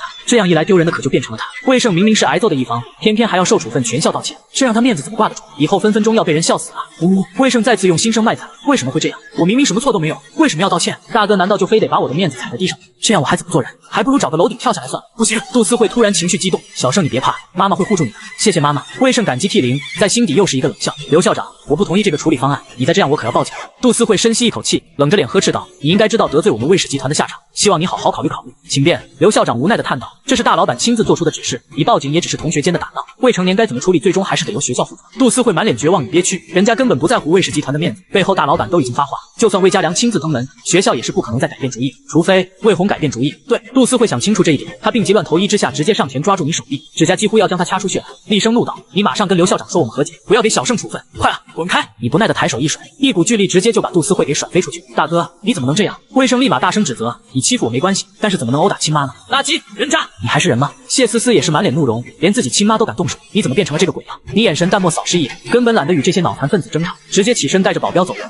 路过刘校长身边时才淡淡开口：我什么都不知道，记住让他检讨深刻点。就连江州市许多富二代、权二代，在各自圈子里也纷纷流传，甚至隐隐有传遍到网上的趋势。虽然魏氏集团紧急压热度，可是这个脸面依旧是结结实实被踩到了泥潭里。魏家众人听闻此事，全都气得要爆炸。魏胜本人也是丢人现眼，因为受不了同学们的指指点点，干脆请了假回家休息。季鹏、谢思思也受到了家中长辈严厉申斥，他们不敢再来招惹魏红，干脆也请假回了家。你依旧默默坐在课桌上埋头研究各类书本，老师讲课也不听，只是自顾自翻书钻研。你认真专注的模样，引得全班女生心猿意马，无心听讲。课间不时还有其他班女生过来给你送情书，你并未拒人于千里之外，只是礼貌性笑笑接了下来。哇，接了，魏同学，这是我的。妹子们顿时沸腾起来。喂，这么多人挤在这干嘛呢？一个身材瘦高的中年男老师推门进来，直接打断了这场闹剧。小女生们一哄而散，教室才重新恢复了正常秩序。魏红，你也太受欢迎了，这么多情书卖废品都能赚不少钱啊！中年男老师笑着打趣。梁老师，你客气颔首。这人名叫梁飞鹏，学校竞赛班金牌老师，前世你声名狼藉之时，这是唯一相信自己的老师，因此哪怕对方只是一个小老师，他也给足了面子。坐吧。梁飞鹏摆了摆手，扫视一眼全班同学好奇的目光，这才开门见山道：我来是想问你有没有兴趣去竞赛班。现在高3复习阶段大多数课程都已经结束，每天只是查缺补漏而已。我看过你的成绩，完全是有能力冲刺清北的。竞赛班虽然会占用一点复习时间，但是能争取到更多荣誉，而且还能在高考时加分，甚至是保送。你考虑一下。你却已经起身收拾书本，提着书包说道：走吧。你答应？当然，我还没找你们班主任要人呢，他不敢拦我。梁飞鹏愕然片刻，不由失笑起来，连忙兴高采烈带着你往竞赛班而去。在竞赛班人少清静，适合你看书，也能接触许多顶尖天才，何乐而不为呢？不一会，两人抵达3楼左侧一间教室，这里只有10多个男女在埋头做题。瞧见梁飞鹏带着你进来，也没多少情绪，只是瞥了一眼就继续埋头眼色，丝毫不受外界干扰。这些人都是真正的大学霸，学校内闹出了这么大的风波，他们愣是不管不顾。以这种校草级风云人物，在这里也不会受人追捧。比起高3、2班吵吵闹闹的情况，这里确实适合看书。我是学校高薪请来的金牌导师，在数学、物理方面都有些造诣。梁飞鹏问道：现在竞赛班一共12名同学，7名主攻数学，5名主攻物理，你想主攻哪个方向？随便吧，你不在意的找了个位置坐下。梁飞鹏只以为你是还没做出选择，因此干脆找来了数学、物理各一套套书卷，这是上次各大高校联合竞赛出的题目，难度较高，你先做一做，如果实在不会的可以空着，等我20分钟。你扫了一眼试卷，抽出笔就刷刷刷开始做题。20分钟，梁飞鹏一脸懵逼，竞赛班其他学生也来了兴趣，他们纷纷把目光投了过来。当瞧见你下笔如有神助，刷刷刷的填空，根本就不用思考时，不由全都愣在了原地。好家伙，这人是谁啊？这么狂！20分钟我连阅卷神卷都完不成，老梁这是从哪弄来的大神？屁的大神！世上就没人能在20分钟内做完2张卷子。梁飞鹏站在一旁看了一会，发现你真的是在做题，而且每一题都是正确的，甚至只需瞥一眼就能知道答案。停！梁飞鹏连忙叫停，你之前做过这份试卷是吧？嗨，也难怪，这些试卷在考试后已经被大家翻烂，你做过也是正常的，我去给你找2份新的。说完，他连忙往办公室走去。其他人见状不由满脸鄙夷，做过这些试卷还不吭声，真以为他是大神呢？呵呵，换我做过这些试卷也能无脑填空啊，浪费时间。大学霸们摇摇头，不再多言，转头继续认真做题，下意识已经将你当成了哗众取宠之辈。梁飞鹏很快去而复返，他手上拿了2份新试卷，兴冲冲的道：来，做这份吧，这是我刚整理出来的变种题型，你肯定没做过。你接过扫视一眼，皱了皱眉道：这份更简单，15分钟就好。15分，梁飞鹏满头黑线，只感觉自己的智商受到了侮辱。竞赛试卷相比于普通试卷，难度是拔高了好几个档次，可是对于你来说却宛如小学加减题一般轻松。你智商高达180，又有过目不忘的本事，前世接触了太多竞赛题，眼睛一扫就知道答案。刷刷刷，你依旧是下笔如有神助，眼睛一扫，笔尖就已经写出了答案。这个做题速度把所有人都吓了一大跳。一个眼镜男同学忍不住开口问道：老梁，你这题目不会也是做过的吧？放屁，这是我昨天才刚整理好的，除了我就没有第2个人看过。我去，那他是乱写的。不对，你们看，答案是正确的，大神啊！众人很快都围了过来。魏红，你智商多少？梁飞鹏忍不住询问。12岁时测过，好像是180，也不知道准不准。180，比爱因斯坦还高，牛逼啊哥！我可算见识过什么叫做天才了。老梁，你这是从哪挖来的神人？众人再次惊呼不断，一个个看向你的目光也多了丝狂热。他们这些人不喜欢打扮，不追求奢侈品，也对情爱没什么兴趣，可唯独对真正的顶尖大神顶礼膜拜，这是学霸界的共同认知。这一刻，你已经获得了他们的尊重。15分钟一晃而过，当2份写满答案的试卷摆在面前时，梁飞鹏就迫不及待地当场批改，最后又花了半个小时才将试卷批改完毕。满分，梁飞鹏忍不住瞪大双眼爆了粗口：你小子怎么做到的？最后一道大题可是最新竞赛题，我本人才想出2种解法，你写出了5种，这些题对于我来说都不难。你丢下笔，随口说道：从今天起我在竞赛班上课，不过除了大型赛事外，其他小赛事也懒得参加，我的课程梁老师你也不用特意安排，想学什么我自己看书就好。可以，梁飞鹏点头答应下来。不过你在班上若是有空，可得帮我指点一下这些同学。好啊，你勾起一丝意味深长的笑容。我每天会来学校一趟，上下学时间不确定，偶尔会迟到早退。你们每个人有什么问题都先用错题本攒着，每天我会抽出半小时时间，大家都能提问。真的吗？太好了！呜，谢谢大神！学霸们激动的欢呼雀跃。梁飞鹏轻笑一声，不由暗暗庆幸，短短1个下午，你就与竞赛班学霸们打成了一片。下午5点半，学校下课铃声响起，你收拾东西朝着校内停车场走去。结果刚到就瞧见3辆劳斯莱斯边上又多了2辆悍马越野车，他们高大粗犷，充满荷尔蒙的魅力。少爷，几个保镖整齐鞠躬问好。怎么多了几个人？粗略一扫，保镖竟然多达12个。早上才带了一组保镖过来，现在却多出了一组。公叔担心您的安危，保镖队长小声解释，所以特地又调了一组人过来。他交代过，从今往后您出行必须要有2组人随时跟着。说完，他随意拍拍手，立马就有2个年轻女保镖走了出来。以后他们俩贴身保护您。保镖队长说道，哪怕是上课，他们也会坐在一旁。行，你不在意的点点头。不过你们俩最好换身常服，别太扎眼。我上课时不喜欢有人打扰。明白。2名女保镖恭敬答应。公叔肯定是知道了他今天与谢志江、纪明贤对上的消息，生怕他得罪了人遭到报复，因此才又调来了一组人。不过谨慎些也是对的，纪明贤也许还不会胡乱下黑手，谢志江可就未必了。他年轻时以包工头起家，还涉足过游戏城、娱乐厅、KTV、沙场、矿场等行业。别看今天被自己训得跟狗一样，真要发起狠来绝对是敢下死手。6个保镖确实不足以保护安全，2组12人虽然排场大了点，但是安全性又增加了不少。可惜在国内不能配枪。你嘟囔一声，随手就将书包递给一个女保镖，走吧，回家。是。保镖队长连忙朝其他人招手下令。可是就在这时，一个气喘吁吁的女孩却从远处跑来，她刚被保镖拦下，就立马气鼓鼓开口叫嚷起来：魏红学长，你给我站住！生活一世，面对绿茶弟弟的心声挑拨，你以为我要像其他小说那样忍气吞声，然后离家出走？呵呵，错了，我要的是他们都滚出魏家。当然，在滚出之前，要把我之前受的委屈让他们都体验一遍。在你收拾完季家和魏家父子的时候，之前资助过的学妹竟然找到了你。魏红学长，你给我站住！找我有事？你双眸微眯。她叫夏沫，高2 6班学妹。魏老爷子执掌魏氏集团几十年来，一直长期坚持着公益事业，时常资助各种孤寡老人以及孤儿贫困学生上学。夏沫就是其中一名贫困生，他父亲好赌，母亲重病，还有一个混不吝的弟弟，一家人重男轻女，从小对他动辄打骂。不过他并未被这种困难打倒，反而一直坚持努力学习，保持乐观善良。你几年前在接触慈善事业时，被他身上的乐观所吸引，于是干脆顺手就把他列为了1对1帮扶对象，2人关系自然突飞猛进。几个月前，夏沫还一口一个学长，隔3差5就去高3 2班送早餐，平日里也对他十分依赖亲近。可是当魏胜被收为魏家养子，并且转入盛瑞高中后，情况一下就发生了翻天覆地的变化。他与夏沫竟然是一个城中村长大的，再加上魏胜时不时搞点心生污蔑、挑拨离间，夏沫立马误会你对自己的付出另有目的。经过几次冲突之后，他彻底倒向了魏胜一方。果不其然，这回他同样是过来讲大道理的。学长，欺负同学是不对的。夏沫满脸正义的指责道：“你虽然家里有钱，却也不能为所欲为了。小胜哥哥成为孤儿已经非常可怜了，你还要殴打欺辱他，这是人干的事吗？你打了他还要动用强权，逼迫他在校广播室道歉，哪有这么欺负人的？世上还有天理和王法吗？我一直以为你是善良的好人，可现在才发现，你与其他有钱人一样，都是为富不仁的混蛋。现在立刻马上跟我去道歉！你不由冷笑出声，强权？纪鹏一次次挑衅时，怎么没人说强权？喂，谢三家施压时怎么不提强权？现在他不过反击而已，就有人跳出来替真正的施暴者鸣不平。你是吃太饱了吗？你不耐开口？如果你是吃撑了想来这里找存在感，我奉劝你最好省点力气。学长，你怎么如此理直气壮？难道你就没有半点羞耻之心吗？他曾设想过自己一通愤怒指责，对方会羞愧改正错误，并向魏胜哥哥道歉的。可是事实却并不如他预料的一般发展。该有羞耻心的是你转身上车，等到车窗缓缓降下，才不耐皱眉，一切事情始末都不清楚，道听途说就敢胡乱做出判断，以为自己是正义使者要伸张真理，你不觉得尴尬吗？夏沫一张俏脸涨得通红，好像有些不敢相信，曾经对他温柔偏爱的魏红竟会如此不给面子。我不管。夏沫拦在车前，张开双手倔强的道：总之你马上跟我去找小胜哥哥道歉，并保证再也不欺负他，否则这件事绝对没完，我绝对不会原谅你。又一个脑残，你无奈扶额，谁在乎他原不原谅？这些人怎么一个个都这么自以为是呢？少爷，保镖队长询问要不要把他拉走。不用。魏红冷笑，开车撵过去。是。保镖答应一声，当即挂空挡猛踩油门，轰的一声刺耳声响，吓得夏沫连连倒退。下一刻车辆径直启动碾压过去，又猛地停住。夏沫一个左脚绊右脚跌倒在地，气得几乎哭出来。他楚楚可怜的脸上泛着气愤与不甘，挣扎着爬起来后，对着车上的魏红喊道：太过分了，我要和你这种人渣一刀两断。停！你双眸一眯，随口喊停。车辆立马停了下来，而你也重新走下车去，一步步走到夏沫面前蹲下，才冷笑着开口说道：一刀两断，怎么断？总之就是要断。夏沫满脸涨红，嘴硬的道：除非你愿意改过自新，重新做人，否则我不想再与你这种人渣有任何关联，沾染一点都让人恶心。好，说得好。你不怒反笑，点点头道：你从初中开始接受我们魏家资助，每月2000元持续了3年，上高中后被我1对1亲自帮扶，每月5000元持续2年，你母亲医药费和多次抢救费用，最低也花了50多万，再加上我曾经给出的副卡，你不时用作日常花销和供给赌鬼老爹、耀祖弟弟，这些我都睁一只眼闭一只眼。你身上穿的，平时吃的喝的用的，哪一个不是我们魏家出的钱？想断了是吧？好啊，还钱啊！最后一句他几乎要吼出来。夏沫被吓得瑟缩倒退几步，一张俏脸变得惨白万分。你却没想放过他，继续步步紧逼道：我心怀善意想把你拉出泥潭，可你呢？忘恩负义，假清高，拿着我魏家钱财供养一大家子吸血鬼，还口口声声在我面前喊仁义道德，想立圣母小白花人设是吧？我没有。夏沫急得泪流满面。没有。你冷笑不止，100多万老子就算去养一堆猫猫狗狗，他们都会知道摇尾乞人，而不会反咬我一口。你倒是对魏胜挺维护的，他怎么不给钱你花？你是不舍得吗？夏沫震惊的瞪大眼，他怎么都没想到自己竟会遭到这种辱骂，这还是那个处处照顾温暖了他整个青春的哥哥吗？我和小胜哥哥是纯洁的兄妹关系。夏沫满脸委屈的落泪指责，我只是不想你和小胜哥哥关系破裂而已，怎么能这么误会我？口口声声都是钱，你现在是掉在钱眼里了吗？人与人之间为什么要这么市侩？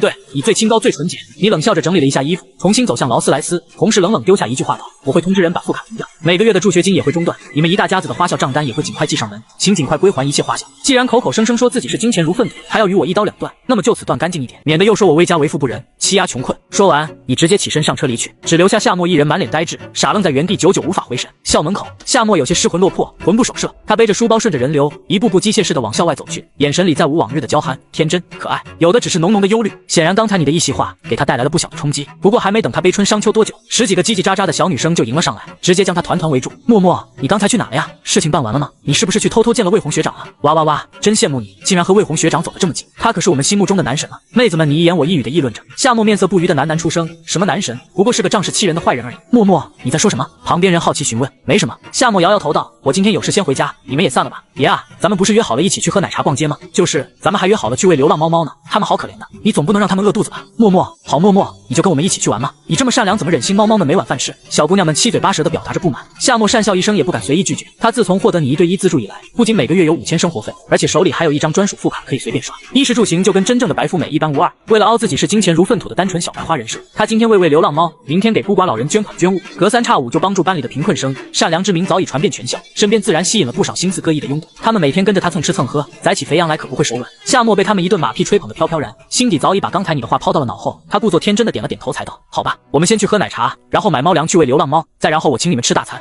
资助了10年的贫困生竟然指着鼻子骂你，你当即就停了他所有的卡。当夏沫请朋友奶茶的时候，却发现银行卡已经被冻结，而他的这些朋友竟然买了40多杯，1000多块钱。夏沫顿时如遭雷击，他慌忙抢过黑卡查看着，却看不出半点异常。不甘心之下，又让店员试了几遍 ，POS 机上还是显示异常卡。默默，怎么回事？卡怎么刷不了了？是啊，出什么事了吗？女生们也意识到了不对劲，她们下意识散开一点，让夏沫暴露在周围客人好奇、戏谑、诧异的目光中，任由他焦头烂额、狼狈不堪。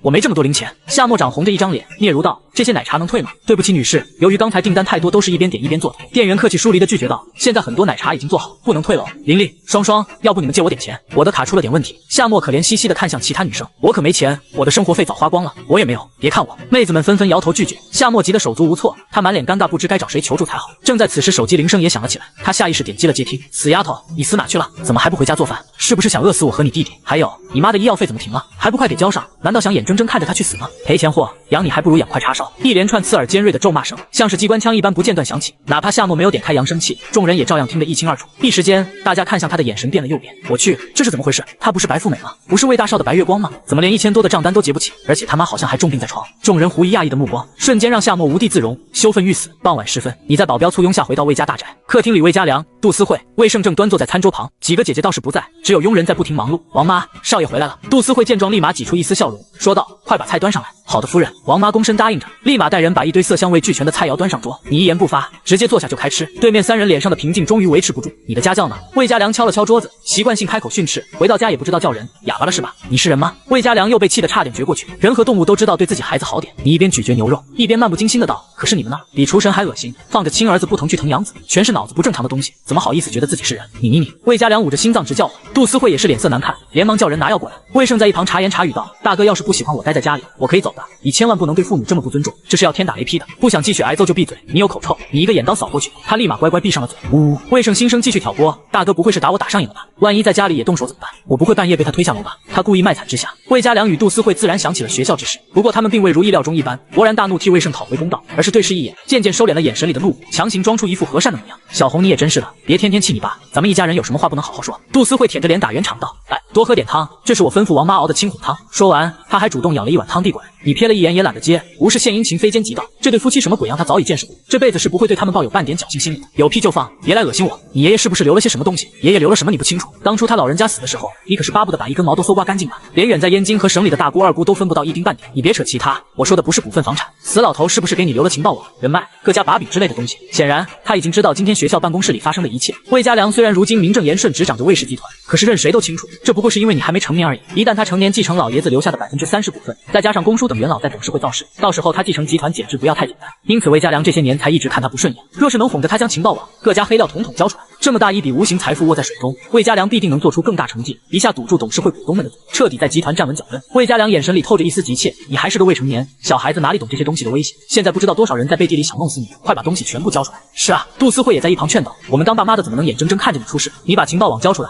把知道的一切信息都交代清楚，以后老老实实读书就好。呵呵，你不由嗤笑出声。果然，他们夫妻俩还是一如既往的无耻。其实老爷子哪留有什么情报网，什么黑料更是子虚乌有，只不过是他前世知道了太多秘密。你笑什么？魏家良不满呵斥，快点吧，我们集团最近与锦江集团有个大项目在推进，姓谢的半分情面都不肯让步，你把他黑料拿出来，我非得让他狠狠出一次血。你可真会做美梦呢，我要做也是把你的黑料给卸掉，怎么可能帮你对付他？你疯了吧？魏家良气急败坏，拍桌而起，吓得周围佣人纷纷瑟瑟发抖。大哥，你怎么能帮着外人对付爸妈呢？魏胜不满的帮腔，魏氏集团是咱们一家人的心血，你不能这么过分。外人？你才是外人好吗？你啪一下将筷子砸在桌子，骂道：提醒你一下，魏氏集团是我爷爷一生的心血，不是你司机老爹的心血，别以为改个姓就能鸠占鹊巢，想不劳而获就回去继承你亲爹的锅碗瓢盆。对面3人再次被气得满脸涨红，一餐饭不欢而散。就在你吃饱喝足准备上楼时，杜思慧立马满脸痛苦，捂着头缓缓往一旁倒去。魏家良与魏胜见状连忙上前搀扶，佣人们也是乱作了一团。夫人你怎么样？妈，你没事吧？是不是头疼病又犯了？快，家庭医生呢？叫医生过来。众人一阵手忙脚乱，你却饶有兴趣停下了上楼的动作，走到酒柜把台自顾自倒了一杯红酒，然后坐在一旁沙发上翘着2郎腿看戏。你自然不是关心杜思慧的身体，只是单纯想看戏而已。以前他就有高血压、头疼、失眠等症状，你为了给他调养身体，愣是一本本翻看各类医书，无师自通练就了一手不错的中医调养手艺。可惜好日子过了太久，他早已忘记了你的付出，这几天气急攻心之下旧病复发，何该让他再尝尝苦头？家庭医生很快赶来，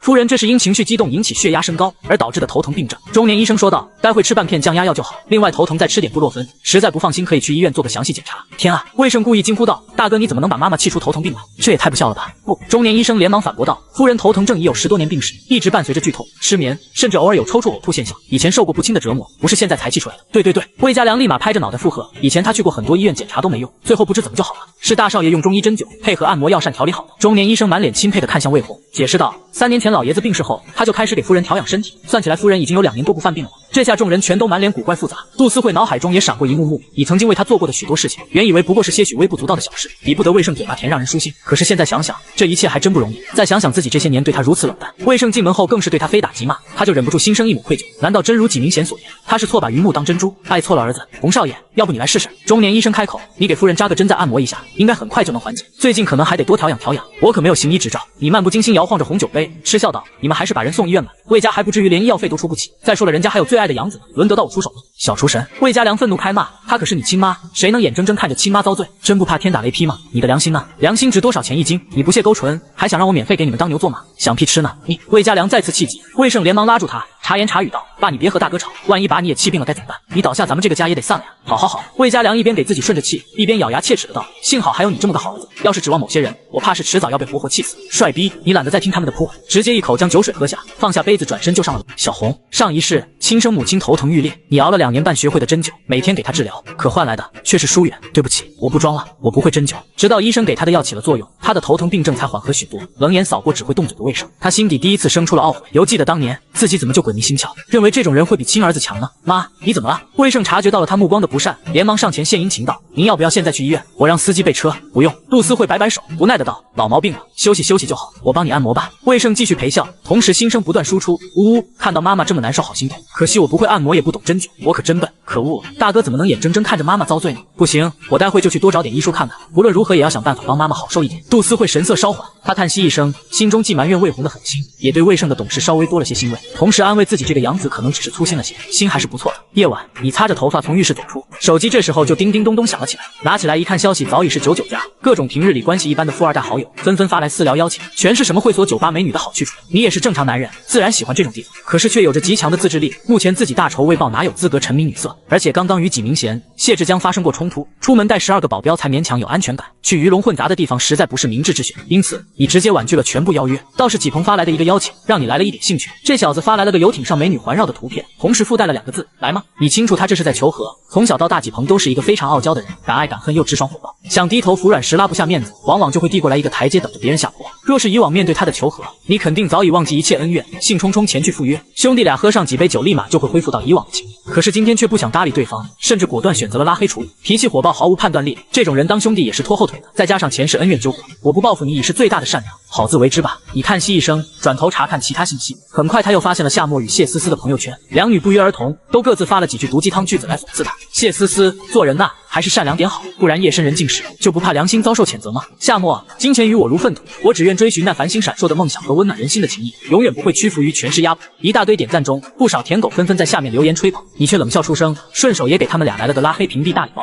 想用几句毒鸡汤给他洗脑，想屁吃呢？夜幕下，一艘3层豪华游艇飘荡在市区内河上，纪鹏等一众公子哥在船舱内纵情享乐，身边美女环绕，各种音乐 DJ 不停欢腾，尽显上层圈子的纸醉金迷。不过今天纪鹏兴致却不太高，头上脸上的伤已经简单包扎过，他整个人就像是木乃伊一样难看，一双眼睛死死盯着聊天界面，许久都没吭声。季哥，你干嘛呢？一个黄毛富二代在身边坐着，好奇问道。哎呦，这不是魏大少的微信吗？你们俩今天才闹掰，你就主动找他过来？纪鹏脸上闪过一丝难堪，以他的性子，就算明知道是自己错了，也不会这么快服软低头的。可是谁让家里长辈施加了压力呢？他不得不低头。三叔、二叔、我爸，甚至老头子都亲自找我谈话。纪鹏臭着一张脸叹息，他们说魏红这人不简单，让我不要轻易得罪，最好能重修旧好，与之结交。我哪里敢不听？切！黄毛富二代不屑嗤笑，魏红这人现在不得魏董喜爱，最后能不能继承家业还不一定呢。至于巴结他吗？我也不喜欢这种心思深沉的小人。纪鹏灌了一口酒，才眯着眼骂道：老子与他从小一起长大，这个狗东西每天端着一副清高的架子，实在是让人厌烦。若不是小盛告知，我还不知道这个狗东西没少在背后编排我。算了算了，既然家中长辈要求，给个面子维持住表面关系就行。说完，纪鹏又准备向你微信里发一个地址，可是下一刻，纪鹏就愣在了原地，因为他发出去的信息显示出一个红色感叹号。我去，他竟然拉黑了我！纪鹏气得心口不断起伏，哗啦一下就把手中酒杯砸在了地上，碎裂声下的美女们尖叫惊呼，周围人也纷纷看了过来。季哥，出什么事了？你怎么生这么大气？是谁惹了你吗？哎呦喂，几个火气这么大！公子哥们纷纷开口询问，纪鹏却不想再多说什么，他红着眼大口大口喘息着，心中升腾起一种被背叛以及莫名的愤怒之意。他虽然口口声声说看不上魏红，可是两人一起长大的，关系难免复杂。从小到大他都傲娇难驯，不管发什么火犯什么错，最终只要稍微给个台阶，魏红都会选择包容原谅他，而他也一直仗着这种包容屡屡犯浑。两人时而是兄弟，时而是对头。可是像今天这样拉黑的情况还是第一次。纪鹏太清楚魏红这人的性格了，他对什么事其实都不太在乎，可是一旦决定拉黑谁，就代表着他要彻底远离对方，这是真要绝交的征兆啊！他怎么敢呢？纪鹏心中怒火升腾，咬牙切齿的呢喃：“我都不计较他动手伤人，主动服软低头，他凭什么拉黑我？拉黑！”谢思思在一旁惊呼出声，他搞清楚发生了什么之后，立马意识到了不妙，拿起手机给魏红发了一条微信，结果立马就浮现出了刺眼的感叹号，他竟然也被拉黑了！该死，他怎么敢？谢思思也是满脸震惊与委屈，他与你可是青梅竹马，互相暧昧多年的呀，本以为这只是一次再正常不过的冲突，大家各退一步就能重归旧好。谢思思甚至已经下定决心，等到你转头来哄自己时，一定要多晾他几天，让他深刻反省到错误才能原谅。可谁成想自己竟也被拉黑了呢？曾几何时，他不管闹出多么离谱的事情，捉弄过他多少次，双方吵架吵得多凶，最后都以你服软而结束。可现在呢，他竟然会被拉黑？不可能，他凭什么拉黑我？谢思思愤怒抓起包包，就准备去魏嘉兴师问罪。纪鹏却叹息一声拦住了他，别去了，人家已经决定跟咱们彻底绝交，就不会再改变主意的，别去自取其辱。谢思思在原地怔愣了许久，心情顿时一团乱麻。他们这些人从小一起长大的，前几个月还亲如一家人，整日一起疯玩疯闹，可是怎么一下就变了呢？好像这一切都是从魏胜进入这个圈子开始的。深夜，杜思慧躺在别墅3楼右侧主卧大床上，辗转反侧难以入眠。魏家良在一旁早已鼾声震天，他的头却像是针扎了似的，不管吞下多少止疼药都无济于事，始终无法顺利入睡。这让他又想起了几年前，当时自己头疼病最严重时，也是整夜睡不着觉。当时你焦急心疼，又是针灸又是熬药伺候，各种回忆在深夜里席卷而来，仿佛一把尖刀直戳心脏。杜思慧万分羞愧自责，恨不得扇自己几巴掌。这么好的儿子，他怎么就忍心刻薄对待呢？不行，我得找小红说清楚，这些天是我对不起他，但是母子哪有隔夜仇？以后我不会再偏心小胜了，他一定会原谅我的。小红是个好孩子，他不会不管亲妈，不会的。杜思慧挣扎着爬起身，惨白着脸跌跌撞撞推开了房门，愧疚让他恨不得马上获得亲儿子的原谅才好。深夜别墅里静悄悄的，几个女儿全都赌气没有回家住。杜思慧有些忐忑不安，最终还是给自己加油补气头，一家人哪有隔夜仇，大不了主动给他递个台阶就好，等到误会解除，我一定10倍100倍的补偿他。说完，他艰难往2楼挪去，可是刚走到2楼走廊，2个值夜保镖就冷冷看了过来。夫人，止步！保镖开口提醒，少爷不喜欢有外人踏足2楼。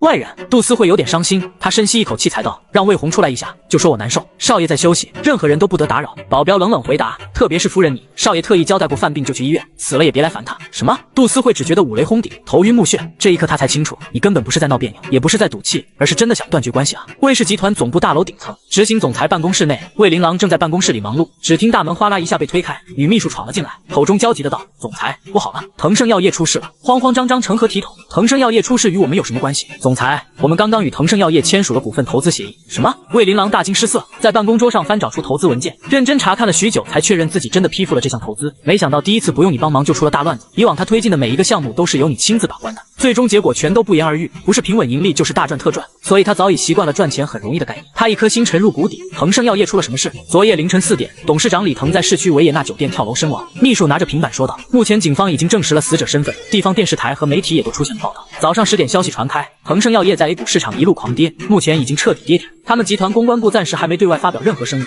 不过据小道消息说，李董事长现任夫人陆西兰女士准备接手并稳定集团局势。昨天他才与腾盛药业签订协议，以10亿元人民币收购15%对方股份。今天就出事股份暴跌，这简直就是出师不利，一下就亏了上亿啊！钱打过去没有？还没。女秘书回答。不过合同上约定哪一方毁约，将要承担3倍违约金，所以我们实际上已经拥有了腾盛药业的股份，想不打钱过去都不行。晦气！魏琳琅气得直接将手机砸到了地上。10个亿的投资虽然不多，但是接下来腾盛药业肯定还会接连跌停，在没有任何措施拯救的情况下，很有可能会损失惨重，到时候财务报表上一定会十分难看。一个腾盛药业的投资足以磨灭掉他几个月的努力。总裁，这是陆西兰女士的信息，她今年36岁，清北大学金融系毕业，与李董事长结婚后一直处于集团管理层，目前担任副总裁职位，在集团内有较高的声望。这次李董事长出事，有传闻他准备接手代理董事长之位，业内对他评价非常高，咱们的投资未必会亏损。魏琳琅眼睛一亮，一颗慌乱的心迅速安定下来，同时不由心生贪念，如果有人能够稳住腾盛集团股价，他这笔投资不仅不会亏，反而能趁着股民们心慌意乱之际抄底，趁机狠狠大赚一笔啊！你们俩马上去做一份陆西来的详细调查报告，同时拟定一份对腾盛集团追加投资、抄底股价的可行性报告。另外，通知董事会推迟半小时，在此之前必须把我要的报告交上来，不然你们全部卷铺盖滚蛋，明白了吗？魏琳琅有条不紊地下达指令，他嘴角微勾露出了一抹野心勃勃。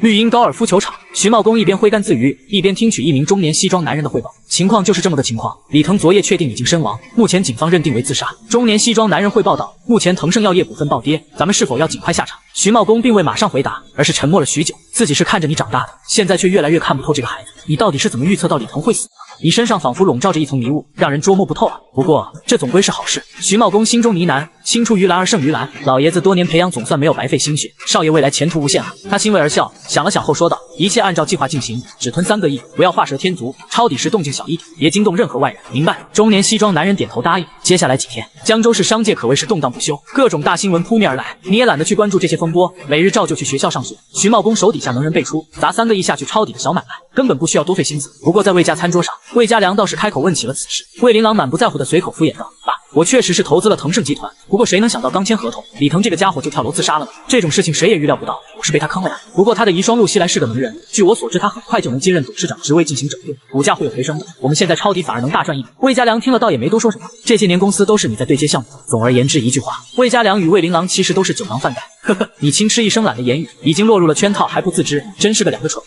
笑什么？魏琳琅不满冷哼，集团这么大生意你懂吗？一个高中生就好好读书，别管大人的事，天天阴阳怪气笑个屁啊！琳琅，闭嘴！杜思慧皱眉呵斥，怎么跟你弟弟说话的？妈，我有说错了吗？总之别这么说话。杜思慧小心训斥着，一家人不要动不动冷嘲热讽，你是长姐要有个长姐的样子，要学会关爱弟弟，你根本懒得搭理这种小把戏，早干嘛去了？现在才来教女儿。杜思慧自从头疼病犯了之后，已经意识到了她的重要，好几次因愧疚想要缓和关系，偶尔也会亲自下厨煲汤讨好。若是以前，你必定感动万分，恨不得把心掏出来去报答这一丁点的母爱。可是现在你却视若无睹，哪怕杜思慧在餐桌上维护自己，你也没有半点动容，有的只是无尽冷漠。迟来的深情比草贱，亲情也是如此。中午，盛瑞高中，你带着2个女保镖出现在食堂。学校食堂一共2层，第1层是普通学生吃饭的地方，第2层则是富二代们吃饭的地方，简直比酒店还要奢华。因此食堂2楼反而要比1楼热闹。1楼大厅冷冷清清，只有100-200个贫困生在埋头吃饭。你懒得去2楼凑热闹，随意找了个地方坐下，对着女保镖吩咐道：随便吃点吧。赶时间。好，一个女保镖点头答应，立马过去打饭。另外1人则依旧站在身旁，警惕望向四周。你无视了周围学生投来的讶异目光，只是随意扫视几眼，就瞧见了正在食堂窗口勤工俭学的夏沫。晦气，你没想到会再次遇见他，当即厌恶收回眼神，不再多看。不过夏沫还是很快注意到了这里，他双眸骤然一亮，远远瞧见了他的身影，嘴角不由自主就勾了起来。这不是魏红学长吗？一旁同样勤工俭学的女生惊喜开口：默默，听说你和学长关系亲近，还是他爱而不得的白月光是吗？人家来找你了，还不快去！不要这样说了。夏沫羞红了一张脸，旋即倔强冷哼：我和他已经没有关系，你们不要乱说。怎么没有关系？他不是一直资助你，还给了1张副卡吗？你们还不知道吧？人家早就停卡了。前几天默默在奶茶店请客，丢了好大的脸，几个看他不顺眼的女同学纷纷开口解释。夏沫一张脸变得惨白，眼神不免又委屈了起来。他幽怨的眼神隔空看向，仿佛在谴责，又仿佛在幽怨。前几天奶茶店之事不仅让他颜面扫地，以停卡外加停止资助，让早已习惯了混吃等死的夏家人全都难受不了。夏父更是动辄对他暴打出气。夏沫为了生活，不得已再次干起了勤工俭学的活。现在被人当面戳穿了近况，他一张俏脸几乎窘迫到挂不住。你们别这么说，那个女生给他打圆场，肯定是魏红学长想逼迫默默做他女朋友，默默不肯答应才停了他。这不他又屁颠找上门来，主动找他和好吗？也是很有可能的。默默只要你服个软，学长还是会宠着你的。不知情的众人小声议论着，早已自动脑补出了2个小情侣的爱恨情仇。夏沫脸色立马好看了不少，他不仅没有主动解释，反而心中渐渐得意起来，下意识认为你就是来找自己的。哼，想让我屈服于金钱，门都没有。夏沫清秀小脸上满是倔强不屈，故意提高声音说道：某些人别以为自己有几个臭钱就可以侮辱人，我们的人格都是一样平等。一时间，周围男同学纷纷露出欣赏之色，真是大帅比啊！食堂是吃饭的地方，哥这唱什么大戏呢？你简直像吃了苍蝇一样恶心。资助了10年的贫困生，竟然指着鼻子骂你，你当即就停了他所有的卡。当他去消费的时候，却发现银行卡被冻结。面对朋友的嘲讽，瞬间让夏沫无地自容。第2天，你来到学校食堂吃饭，竟然又看见夏沫。之前因为你的补助，他慢慢养成了大小姐的心理，但此时他却在食堂当临时工。你扫了一眼，只觉得活该，但此时的夏沫却故意提高音量，哼，想让我屈服于金钱，门都没有。夏沫清秀小脸上满是倔强不屈，故意提高声音说道：某些人别以为自己有几个臭钱就可以侮辱人，我们的人格都是一样平等的。一时间，周围男同学纷纷露出欣赏之色。食堂是吃饭的地方，哥这唱什么大戏呢？你简直像吃了苍蝇一样恶心。一顿饭，你吃的味同嚼蜡，你只是想安安静静吃顿饭而已。可是夏沫却不时出现在身边晃荡，一会擦桌子收拾餐具，一会扫地拖地，拼命想在他面前凹一个贫穷坚韧小白花的形象。若是前世，你定然会被这副假象蒙骗，认定她就是一个贫困却又坚持努力上进的好女孩。可是重活一世，她早已看透人心，化身为顶尖鉴宝达人，一眼就看出此女心思不纯，真是让人厌烦。少爷，要不要我请她离开？一个女保镖看出了他的不耐，目光冷然瞥向不远处正在假装干活的夏沫。女保镖看了都忍不住想要揍人，不用理会这些苍蝇，赶紧吃完就走吧。这种人你越搭理，他内心戏就越多，甚至还有可能当场演起感情戏。你突然看见一人，满脸憨厚老实，正坐在角落里吃着白饭和素菜，显得格外安静与瘦弱。他名叫宋圭，燕京某位大人物流落在外的私生子。你之所以答应梁老师进入竞赛班，同时指点班里众学霸学习，其实就是想认识他。前世宋圭贫穷坚韧不屈，带着着病重母亲一起生活，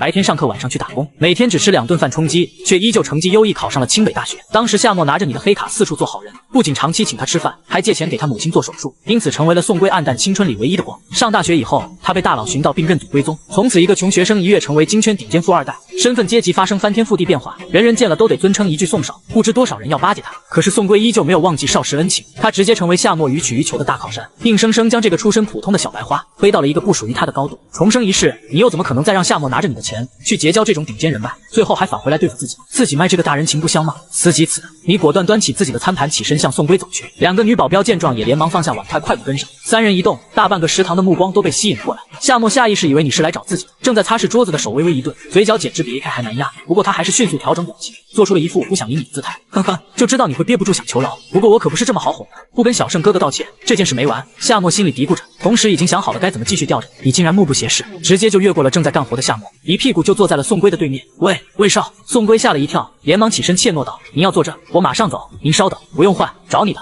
你开门见山，直接将自己的鸡腿、荤菜往他餐盘里夹。魏少，您这是？宋龟满脸愕然，下意识以为对方想羞辱自己，毕竟他这种穷学生在学校处于最底层，任谁都可以踩上几脚，什么逼着吃剩饭剩菜之类的事情，曾经也不是没发生过。可是很快宋龟就意识到了不对劲，这些饭菜都是干净卫生的，人家没必要这么羞辱人。吃吧，干净的。你抬手示意他坐下，这才笑着说道：“我瞧你只吃米饭和青菜，每天演算物理题消耗脑细胞，营养不充分怎么行？吃我的。”不用。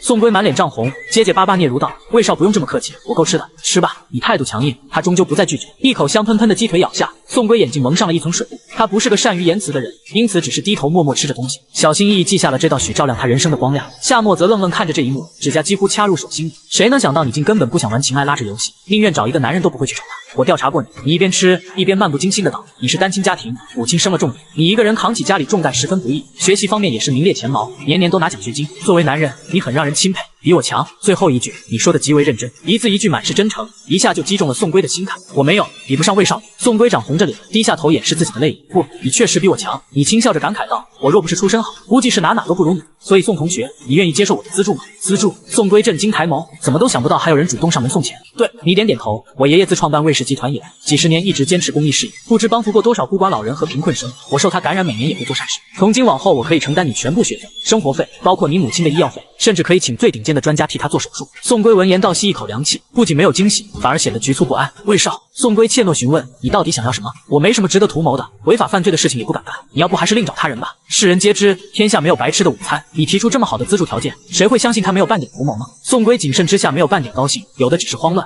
生怕他要逼迫自己去干些什么违法犯罪之事。呵呵，你轻笑一声，掏出一张黑卡推过去，说道：“别想太多，我不会逼你干任何事情，一切付出都只是投资，懂吗？”投资？宋龟一愣，不错，我爷爷几十年来坚持公益事业，不知多少贫困学生在毕业后进入魏氏集团，以毕生精力和忠诚去回报他老人家。可谓是既得了名声又得了好处，而你宋龟吃苦耐劳，智力超群，人品过硬，孝顺父母，正是最好的投资人选。3言2语，宋龟眼中戒备消散了大半，他小心翼翼地问道：“魏少，您投资我，最后想获得什么？”无所谓，资助你学习生活，外加你母亲的医药费，撑死也不会超过200万。这点钱对于普通人来是巨款，对于我来说就是九牛一毛。万一你混出头，并且记得我的恩情，那么200万可能就会换来100倍、1000倍的利润。这么好的投资换了你会拒绝吗？宋龟张了张嘴，无法反驳。真诚永远都是必杀技，他心中一切疑虑与防备，在这一刻都显得脆弱可笑。这是我的附属黑卡，你点了点餐桌，以后用它给你母亲交医药费，想买什么东西也可以自己买。另外每个月我还会让人往你卡里打1万生活费。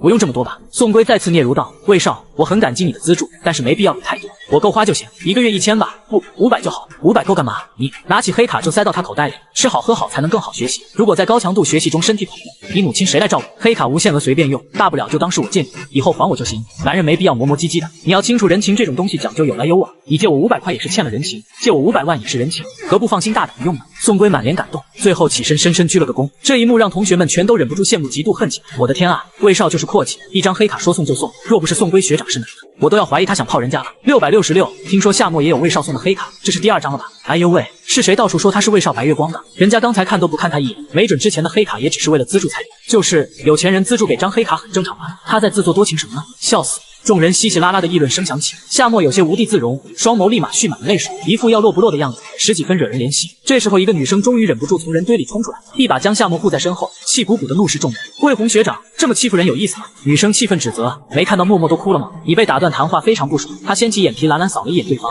才不咸不淡的道：“谁啊？我是谁不重要，重点是你就算有钱也不能欺负人吧。”女生义愤填膺道：“默默这么单纯善良可爱的小仙女，就该被人捧在手心里宠着，你怎么能这么对她？”你顿时头疼不已，这些颠公颠婆真是够闲的，自己只是在这谈点事情，没招谁惹谁吧？凭什么莫名其妙拉着她上演霸道总裁的戏码？各位，随意打断别人谈话是很不礼貌的。你敲了敲桌子，眼神环视四周，冷冷开口：“我今天只为找宋归同学谈事，从头到尾没有搭理任何人，不要莫名其妙，自作多情好吗？”一时间，众人有些哑然。女生冷哼一声，依旧自顾自脑补道：“你不就是喜欢默默，爱而不得，才以中断资助为威胁，逼迫她当你女朋友吗？现在她在你面前又故意玩欲擒故纵的套路，你们这些富二代真恶心！默默，我们走，别理这种人渣，他就是想玩冷暴力，你千万要坚持住，不要让人渣得逞。”说完，他拉着夏沫转身就走，只留下你一人在风中凌乱。这都什么跟什么啊？脑补能力这么强，你咋不去当编剧呢？帅比，别跟精神病一般见识。你母亲在什么医院？下午没什么课，我们一起过去一趟。人民医院。宋归略显尴尬的道：“魏少，您若是没时间，还是不用去了吧？医院人多，不太适合你这种公子哥。什么公子哥？叫我名字，或者叫魏哥就好。你母亲的病情具体如何，我还得亲自去了解一下，以便动用人脉请来最权威的专家治疗。”宋归张口正准备拒绝，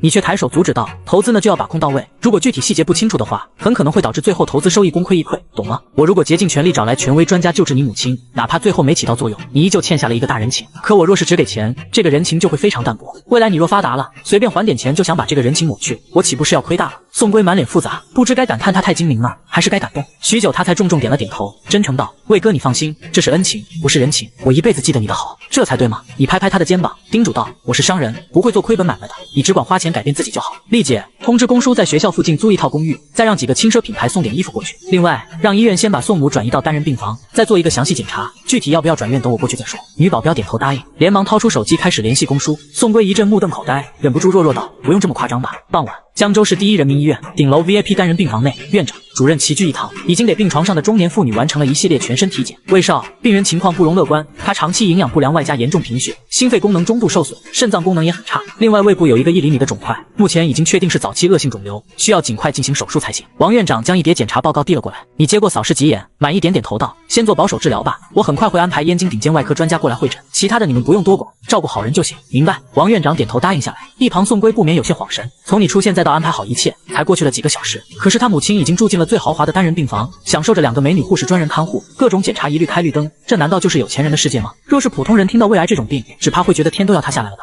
可是对于你来说，左右不过是打几个电话而已，只要肯砸钱下去，自然有最顶尖的专家团队过来会诊治疗，从开刀到后期治疗，几乎不需要操任何心思，哪怕是癌症，治愈几率也比普通人要强许多倍。王院长，再找2个特级女护工过来，24小时服侍朱阿姨。魏红扫视一眼，继续叮嘱道：“务必要让她过得舒心些。”好，王校长刚刚答应。病床上的中年妇女就忍不住虚弱抬手：“魏先生，不用这么麻烦，我住普通病房就好，自己也能照顾自己的。”阿姨，不用担心。魏红轻笑安慰道：“宋归学习成绩非常好，未来一定是清北大学的好苗子，花了多少钱他未来也还得起。”是啊妈，你安心养病就好。宋归满脸坚定的道：“我会努力让你过上好日子的。”中年妇女依旧忐忑不安，你没有多说什么，只是拍拍宋归肩膀转身离开。几个保镖前后贴身保护，这么大阵仗引得不少人纷纷侧目。刚刚走过缴费大厅，一个声音就吸引了他的注意力：“医生，你救救我妈妈，她不能出事的，求求你救救她吧。”夏沫可怜兮兮向一位中年医生哀求着，一旁站着下午在食堂见过的胖女生以及秃顶油腻的下妇。又是她，你暗暗皱眉，这个女人怎么阴魂不散的，去哪都能碰见。夏小姐，不是我不救人，而是你母亲情况不容乐观。中年医师严肃开口，她各方面指标在不断恶化，颅内肿瘤也有继续压迫神经的趋势，导致病人时常昏迷。如果一直按照以前的控制标准，也许还能多活几年，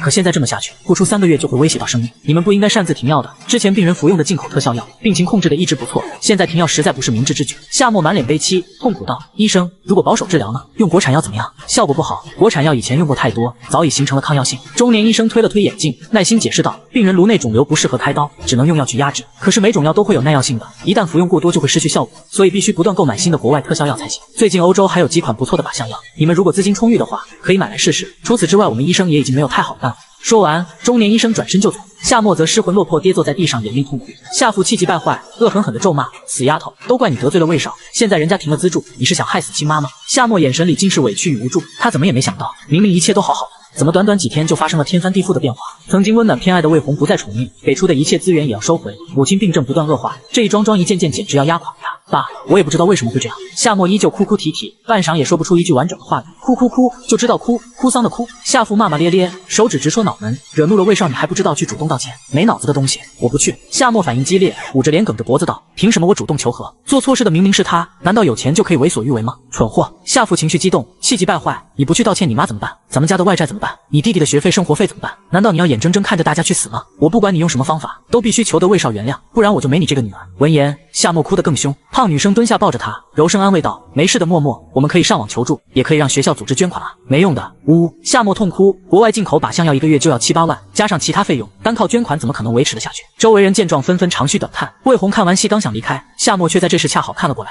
他绝望的双眸中闪过一丝错愕与激动，下一刻就快步起身拦在了你一行人面前。保镖还没来得及将人拉开，他已经泪流满面控诉：你是来故意看笑话的吧？好，你赢了，你有病啊！路过你也要管，滚开点行吗？你到底还要怎样？夏沫满脸都是破碎与悲戚，你们这些有钱人都这么喜欢玩弄人心吗？我认输，我愿意当你女朋友行了吧？可以把卡恢复了吗？哎呦我去，这是干嘛？好家伙，不会是有钱公子哥在玩弄小女孩感情吧？周围人指指点点，口诛笔伐，你一张脸登时就黑了下来，双眸隐隐闪过一丝冷意。中午在食堂，你已经体会过一次夏沫的脑补能力，这个颠婆把他气得够呛，却又让人百口莫辩。现在他又冲出来胡言乱语，简单几句话就挑起了众人的关注，这是要把他架在火上烤啊！夏同学，我好像从未说过要跟你谈男女朋友吧？你厌恶皱眉，你不要自作多情，随便碰瓷好吧？学长，你还要折磨我到什么时候？夏沫像是听不懂人话似的，继续凄美哭泣。你答应过要资助我学习，负担我母亲医疗费的，现在一不高兴就中断资助，这是要逼死我吗？魏学长，女生也冲了出来，义愤填膺道：谁不知道你一直资助着默默，现在突然说中断就中断，他不仅吃饭都成问题，母亲医药费也让人焦头烂额，你还让不让人活了？你怒极反笑，他迎着众人吃瓜的目光，直接冷声回对道：你既然知道我一直资助他，就该清楚钱是我的，怎么现在是帮人帮出错了是吧？别人不想资助，你们还准备从口袋里硬抢？女生有些语塞，不过还是嘴硬道：你中断资助不就是想逼迫默默成为自己的女朋友吗？这种龌龊心思路人皆知，我呸！你们俩要不要撒泡尿照照自己，看着就让人倒胃口。我这种人勾勾手指连大明星都能睡得到，每天在学校里情书都塞满书桌，还需要为了他玩手段？要脸吗你们？夏沫也震惊抬眸，满脸错愕，周围顿时响起阵阵哄笑，大家竟莫名觉得这话很有道理。这个小伙一看就是富二代，这么多保镖护着，人家怎么可能缺女人？我认识他，这是盛瑞高中的校草，不知多少女孩子喜欢他，简直比爱豆还帅呢。小丫头自作多情了吧？人家未必看得上他。众人你一言我一语，夏沫顿时羞得满脸涨红。夏府慌忙过来打圆场，点头哈腰的陪笑道：魏少，林大人有大量，别跟这个小丫头计较，她这是被亲妈病情刺激的语无伦次，您别在意，我不想跟神经病计较。魏红双眸微眯，冷冷警告：但是请你们一大家子也不要再来我面前碰瓷，否则我不介意让你们付出代价。别，夏父慌忙上前拉扯，结果直接被保镖隔开，他只能焦急的跳脚道：魏少您别生气啊，有话好好说，是不是这丫头惹怒了你？我回去就收拾她，保管让她服服帖帖，从此你说东她不敢往西。滚！你懒得再与这些人多废话。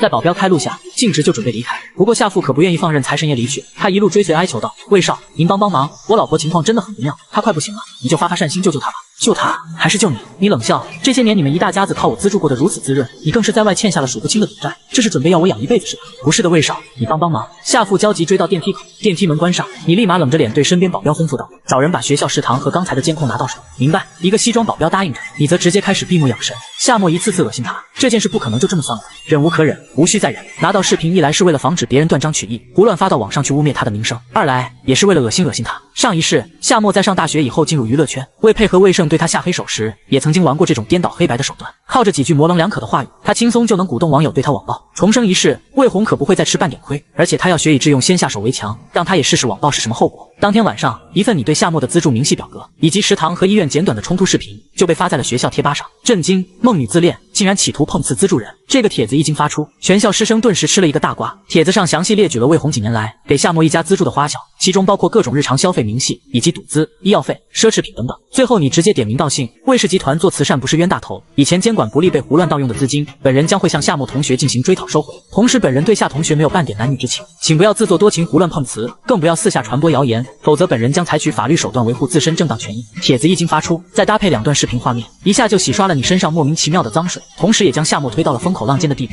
资助了10年的贫困生竟然指着鼻子骂你绿茶妹，你以为还是上一世呢？从今天起，我对你的一切资助从此全部断掉。当夏沫去消费的时候，银行卡却显示冻结，但他却在网上发帖开始诋毁我。对不起，公关团队，你还太嫩。随着我的帖子发出，众网友也是直接一边倒，卧槽，这个瓜也太劲爆了吧！我是夏沫同班同学，他天天吹嘘自己是魏学长的白月光，两人关系莫逆，原来是假的。天啊，这人怎么这么不要脸？人家好心资助，他竟然拿着黑卡吃喝玩乐胡乱消费，是不是仗着魏学长不在乎钱财，所以才这么放肆啊？呸，他也配肖想魏学长？姐妹们，谁有空的明天一起组团教训他。还有他旁边的女生名叫刘慧，也不能放过他。贴吧内全校女生都沸腾起来，你不知是多少妹子的梦中男神，竟然有人敢碰瓷他。夏沫和女生这下可是惹了众怒，不一会两人住址、电话全被扒了出来。短短10分钟，夏沫就不堪其扰打来了电话。手机刚刚接通，他呜咽委屈的声音传出：“魏学长，你怎么能在贴吧发那些东西？你太过分了！”呜，话还没说完，你已经顺手将人拉黑。紧接着又有好几个陌生号码陆续打来，你依旧面无表情的全部拉黑，任凭对方如何抓狂苦求都无动于衷。翌日一大早，夏沫满脸憔悴出现在高2 6班，同学们全都以一种古怪的眼神看过来，他吓得瑟缩了一下，心中顿时感到惴惴不安。很快，他就发现自己座位被移到了教室最后面，不仅书本、试卷全部被撕碎，还有许多臭烘烘的垃圾堆在课桌上。这一幕直接把他气得满脸涨红，一双眼睛又开始扑簌簌掉眼泪。哎呦喂，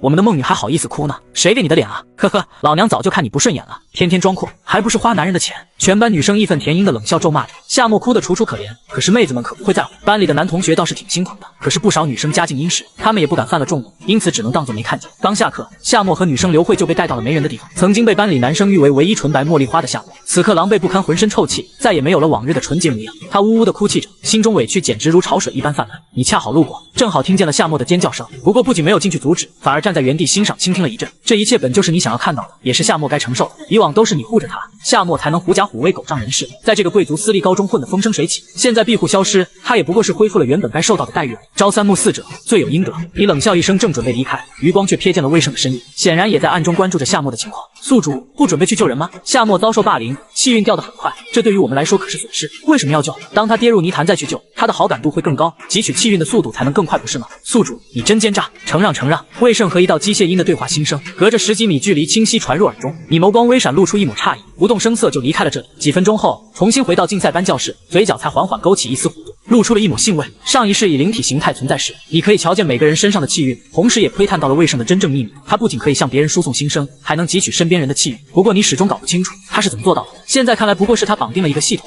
一切都是神秘系统赋予的能力。初步判断，这个系统并不是特别强大，它仅有向人输送心声这个鸡肋功能，而且汲取别人气运也是有条件限制的。你回想起刚才听到的对话，很快从中提取出了2个重点：第一，某人越遭遇到重大事件打击，气运就会掉得厉害；第二，某人对魏胜好感度越高，系统汲取气运的速度越快。想通这一点，你总算明白为何前世魏家人和魏胜身边所有人全都落得个家破人亡的下场。合着这个狗东西就是吸血虫啊，吸食身边人气运壮大自己，凡是与他亲近之人无一不是倒霉悲催，想想也是够可笑的。不过气运具体有什么用呢？你回想起前世，魏胜汲取到足够多气运之后，做任何事都顺风顺水，走路都能捡到钱，随手买一张彩票都能中大奖，赌石买古董买股票更是买什么赚什么，几乎被周围人奉若神明。想必这就是气运的威力吧？那么有什么办法能阻止他汲取到气运吗？好像还真有，只要在他将某人好感度刷满之前，将这人气运打压崩溃，不就汲取不到任何气运了吗？比如夏沫，他依靠着你才能过上好日子，惨遭针对后自然气运暴跌。魏胜也许想要等他跌入泥潭再去拯救，汲取他身上剩余的气运。你只要一次次对方截取机缘，再以更强手段打压夏沫，就能让他汲取不到一丁点的气运，甚至还可以直接对魏胜下手。不管是下黑手还是做局坑害，只要对他造成了伤害与打击，总归是能影响到气运。魏胜休想轻而易举成为前世那个人人追捧的气运之子。思及此，你果断掏出手机，拨通了公叔的电话。少爷，您找我。徐茂公沧桑的声音从听筒传来。公叔，认识地下赌场的人吗？当然，找点人。城中村有个叫夏东风的家伙，想办法让他欠一屁股债，越多越好。这家伙是个烂赌鬼，具体该怎么做你懂的。另外找点专业的私家侦探，盯紧魏家每一个人，尤其是魏胜的一举一动，花多少钱都无所谓，他们每天干了什么，去了哪里都要搞清楚。明白？徐茂公没有多问他到底想干什么，想也不想就答应了下来。9月21日，魏氏集团总部总裁办公室内，魏琳琅盯着电脑上的股市走势图，面色阴沉到几乎能滴出水来。这是怎么回事？我们已经下场抄底，按理说股价很快就会暴涨，怎么这几天腾盛集团的股价还是不停下跌？女秘书被骂得瑟瑟发抖，连忙递上2份报告解释。总裁，短短2天我们投入了7、8亿资金，总计又将13.7%腾盛股份收入囊中，现在咱们已经是腾盛第2大股东。陆希来女士刚刚通过董事会决议，成功担任腾盛集团新任董事长，同时也发布了几条安抚性政策，可惜对市场刺激效果非常微弱。现在还有传闻腾盛集团有偷税漏税、虚报假账、药品质量不过关等情况，虽然消息还未确认，但是股民们都是人心惶惶，许多小股东更是信心不足。一番解释，魏琳琅终于明白是怎么回事，他颓然坐在老板椅上，满脸都是郁闷与憋屈。合着这个腾盛集团就是个烂摊子，难怪前任董事长李腾要跳楼，这家伙怕是惹了很多大麻烦，就等着爆雷呢。魏氏集团没有做好前期备垫，贸然签署了投资协议，而且还在爆雷期间主动抄底，这下是越陷越深了。现在总共砸进去17、8亿，这个钱虽然不多，但是想要回本却千难万难。投资部给出了2个建议，女秘书小心翼翼地开口：第一，再次加大抄底数额并重新召开董事会，成为第1大股东后，将腾盛药业彻底并入我们集团麾下，价，再进行长时间的资产整理与重组。第二，断尾求生，炒高股价，趁机脱身，让散户们接盘，尽量降低损失。魏琳琅闻言陷入了沉默，这两个都不是什么好选择。他就算在草包也都清楚基本流程，一旦选择第一条，魏氏集团就将进军陌生的医药行业，未来腾盛药业埋下的雷很可能会在自己手上爆开。就算不爆雷，资产重组也得投入大量时间、精力、人力、物力，这是非常得不偿失的事情。投资者最忌讳盘子砸在手上。魏琳琅再没脑子也不会选择第一项，第二个选择倒是挺不错的，表面上只需炒高股价，就可以让散户接盘自己悄悄退走，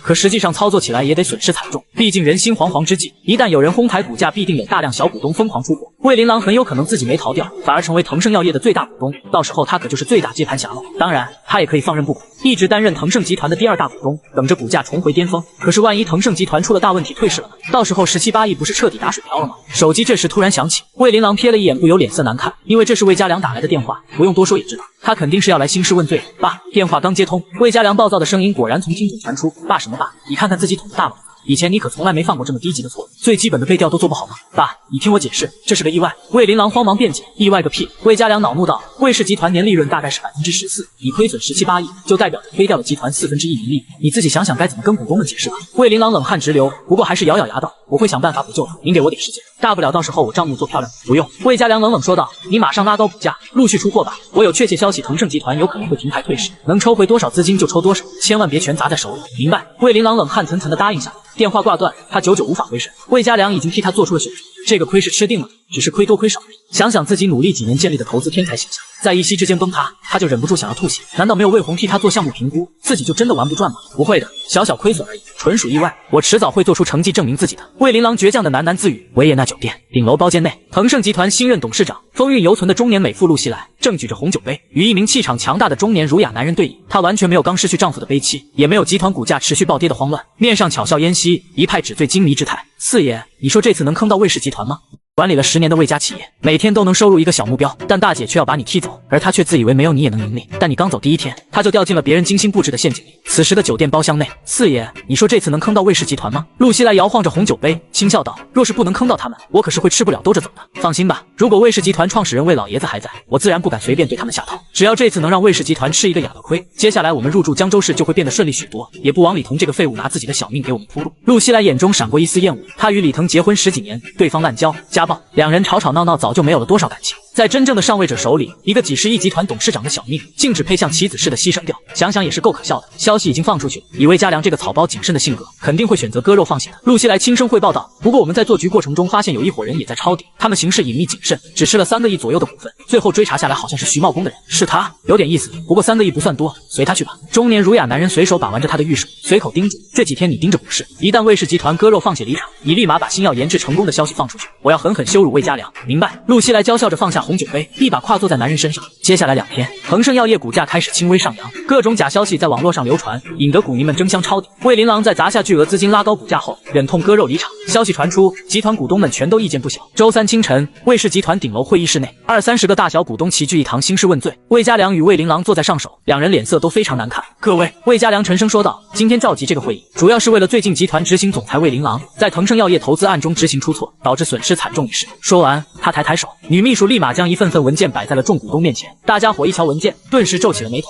好家伙，前后动用32亿流动资金，最终亏损8.6亿元。琳琅侄女，你这几年投资什么都赚钱，还是第一次捅这么大的篓子啊？大家你一言我一语，各色目光纷纷刺来。魏琳琅顿时满脸涨红，这几年他顺风顺水惯了，哪里受过这种羞辱？魏家良敲了敲桌子，情况就是这么个情况。魏琳琅对于此事负有主要责任，而我作为集团董事长也有监察不力之责，我们都必须做出严肃检讨。不过这个项目内情复杂，念在魏琳琅这几年为集团赚取到不少利益，没有功劳也有苦劳的份上，我希望再给他一次机会。众股东闻言全都面色各异。魏家良出面保人，这是很正常的事情。想想这些年魏琳琅确实从未出过任何错误，反而赚了不少的钱，一次失误好像也不是不能忍受。各位叔伯，魏琳琅起身鞠躬，歉意的道：这次投资纯属意外，腾盛集团情况非常复杂，谁都没想到刚刚签署了投资合同，李腾就会跳楼身亡，此事我负有很大责任。不过在事件发生后，我已尽最大努力挽回损失，希望各位叔伯看在以往情分上网开一面，下个季度我一定努力为集团赚取更多利润，尽力弥补这次失误。众人对视几眼，大多神色松动起来。可是就在这时，会议室大门推开，一个女秘书焦急走了进来，在魏家良耳边说了几句话，他忍不住哗啦一下站起了身来。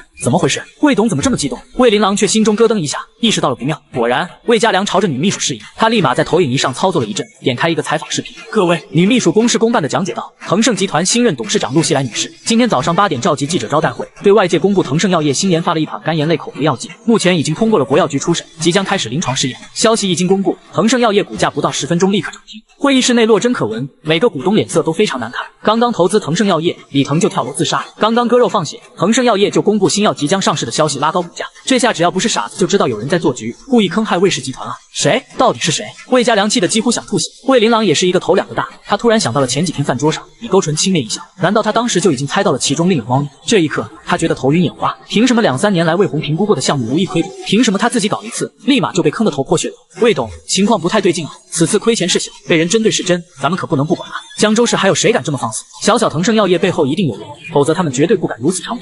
众股东义愤填膺，大家伙不再纠结亏损之事，转而团结一致，想要揪出外鬼。会议暂停10分钟，容我打几个电话。魏家良直接起身走向会议室落地窗前，其他股东见状也纷纷掏出手机。这些股东大多数都是陪着魏老爷子一起打天下的元老。所谓猫有猫道，鼠有鼠路，他们自有办法可以打听到消息。不一会，众人消息汇总，最终直指一个名字：霍英豪。是他，这家伙不是省城霍家第4子，常年在海外做生意的吗？怎么会跑到江州市来？这是猛龙过江啊！人家暗中下套试探一下咱们，结果一试就是出了高低。魏家良一颗心也沉入了谷底。说起来，两人以前还是朋友，只是谁能想到一别多年，再次相见竟然被人摆了一道。如果对方想要在江州市扎根发展，魏家良只怕也没把握能够压得住他。霍英豪这个名字如同重磅炸弹投入湖面，在江州市上层圈子里掀起了巨大的波澜。各种集团董事、总裁、商界大鳄纷纷对这头过江龙表露出了担忧，生怕自己会成为对方的目标，最终被吞得连渣都不剩。9月末，一则请帖传遍各方，霍英豪豪掷3个亿买下半山别墅区3号庄园豪宅，与魏家大宅毗邻，至此宣告正式在江州市扎根发展。其以乔迁宴为名宴请全市上层权贵，一时间各方富豪名流争相登门恭贺。乔迁宴当夜，3号庄园内灯光璀璨夺目，名媛贵妇、商圈大佬们手持红酒相谈甚欢，觥筹交错间，空气中仿佛都流淌着纸醉金迷的味道。你与徐茂公2人坐在大厅角落沙发上，两人喝着香槟，不时扫视着在场的权贵富豪，就像是在看一场闹剧般悠闲自得。霍英豪竟然会单独给我发请帖，有点意思。你轻笑着摇晃酒杯，不稀奇，您与魏家闹翻的消息早已传遍各个圈子。霍英豪想要在江州市扎根，自然早已打探好了情报。不，你摇摇头反驳，他之所以给魏家发了请帖，还给我单独发一张，应该是在做局腾盛药业股份时发现了我们出手的痕迹。不会吧？徐茂公顿时正襟危坐，面色凝重起来。他皱眉想了许久，